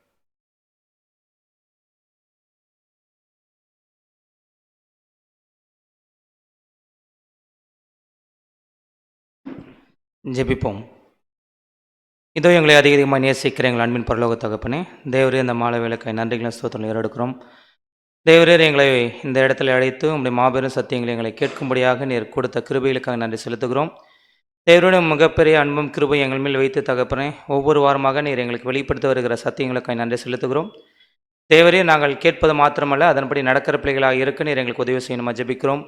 ஒவ்வொரு சத்திய பாடங்களும் எங்களுடைய இருதயத்தில் எடுத்துக்கொண்டு அதன்படி எங்களுடைய வாழ்க்கையிலே நாங்கள் வாழ நீர்தாம் உதவி செய்வோம் நம்ம ஜெபிக்கிறோம். கர்த்தாவே, எத்தனை பேருக்கு கிடைக்காத ஒரு சிலாக்கியத்தையும் பாக்கியத்தையும் பாவிகளாக எங்களுக்கு நீர் கொடுத்துருக்கிறதுக்காக நன்றி செலுத்துகிறோம். அதை நாங்கள் பயன்படுத்தி தேவரை எப்படியாவது உங்களுடைய ராஜ்யத்திற்குள்ளே வந்து சேர்கிற பிள்ளைகளாக இருக்க நீர் உதவி செய்யணுமா ஜெபிக்கிறோம். அதற்கு தேவையான ஞானத்தையும் பரிசுத்தாவையும் நீர் பரத்திலிருந்து எங்களுக்கு தந்து வழிநடத்தி வேணுமா ஜெபிக்கிறோம். அப்பா, வருகின்ற வாரங்களில் இருக்கின்ற சத்திய பாடங்களும் கருத்தில் தாழ்த்துகிறோம். அதன் மூலமாக நீர் எங்களுக்கு எதை வெளிப்படுத்த விரும்புகிறீர்களோ அதை நாங்கள் பெற்றுக்கொள்ள நீ உதவி செய்யணுமா ஜெபிக்கிறோம். தொடக்கம் முதல் முடிவு பிறந்தமும் நன்மின் பிரசனை எங்களோடு இருந்ததற்காக நன்றி செலுத்துகிறோம். தொடர்ந்து வருகிற பரியந்தம் நீர் காத்து வழிநடத்த வேண்டுமாய் எங்கள் ரட்சகரும் மீட்புறம் ஜீவாதிபதியும் கண்மலையும் ராஜாவும் இருக்கிற இயேசு கிறிஸ்துவின் புண்ணிய நாமத்தில் வேண்டுதல் செய்கிற எங்கள் பரலோக பிதாவே, ஆமென்.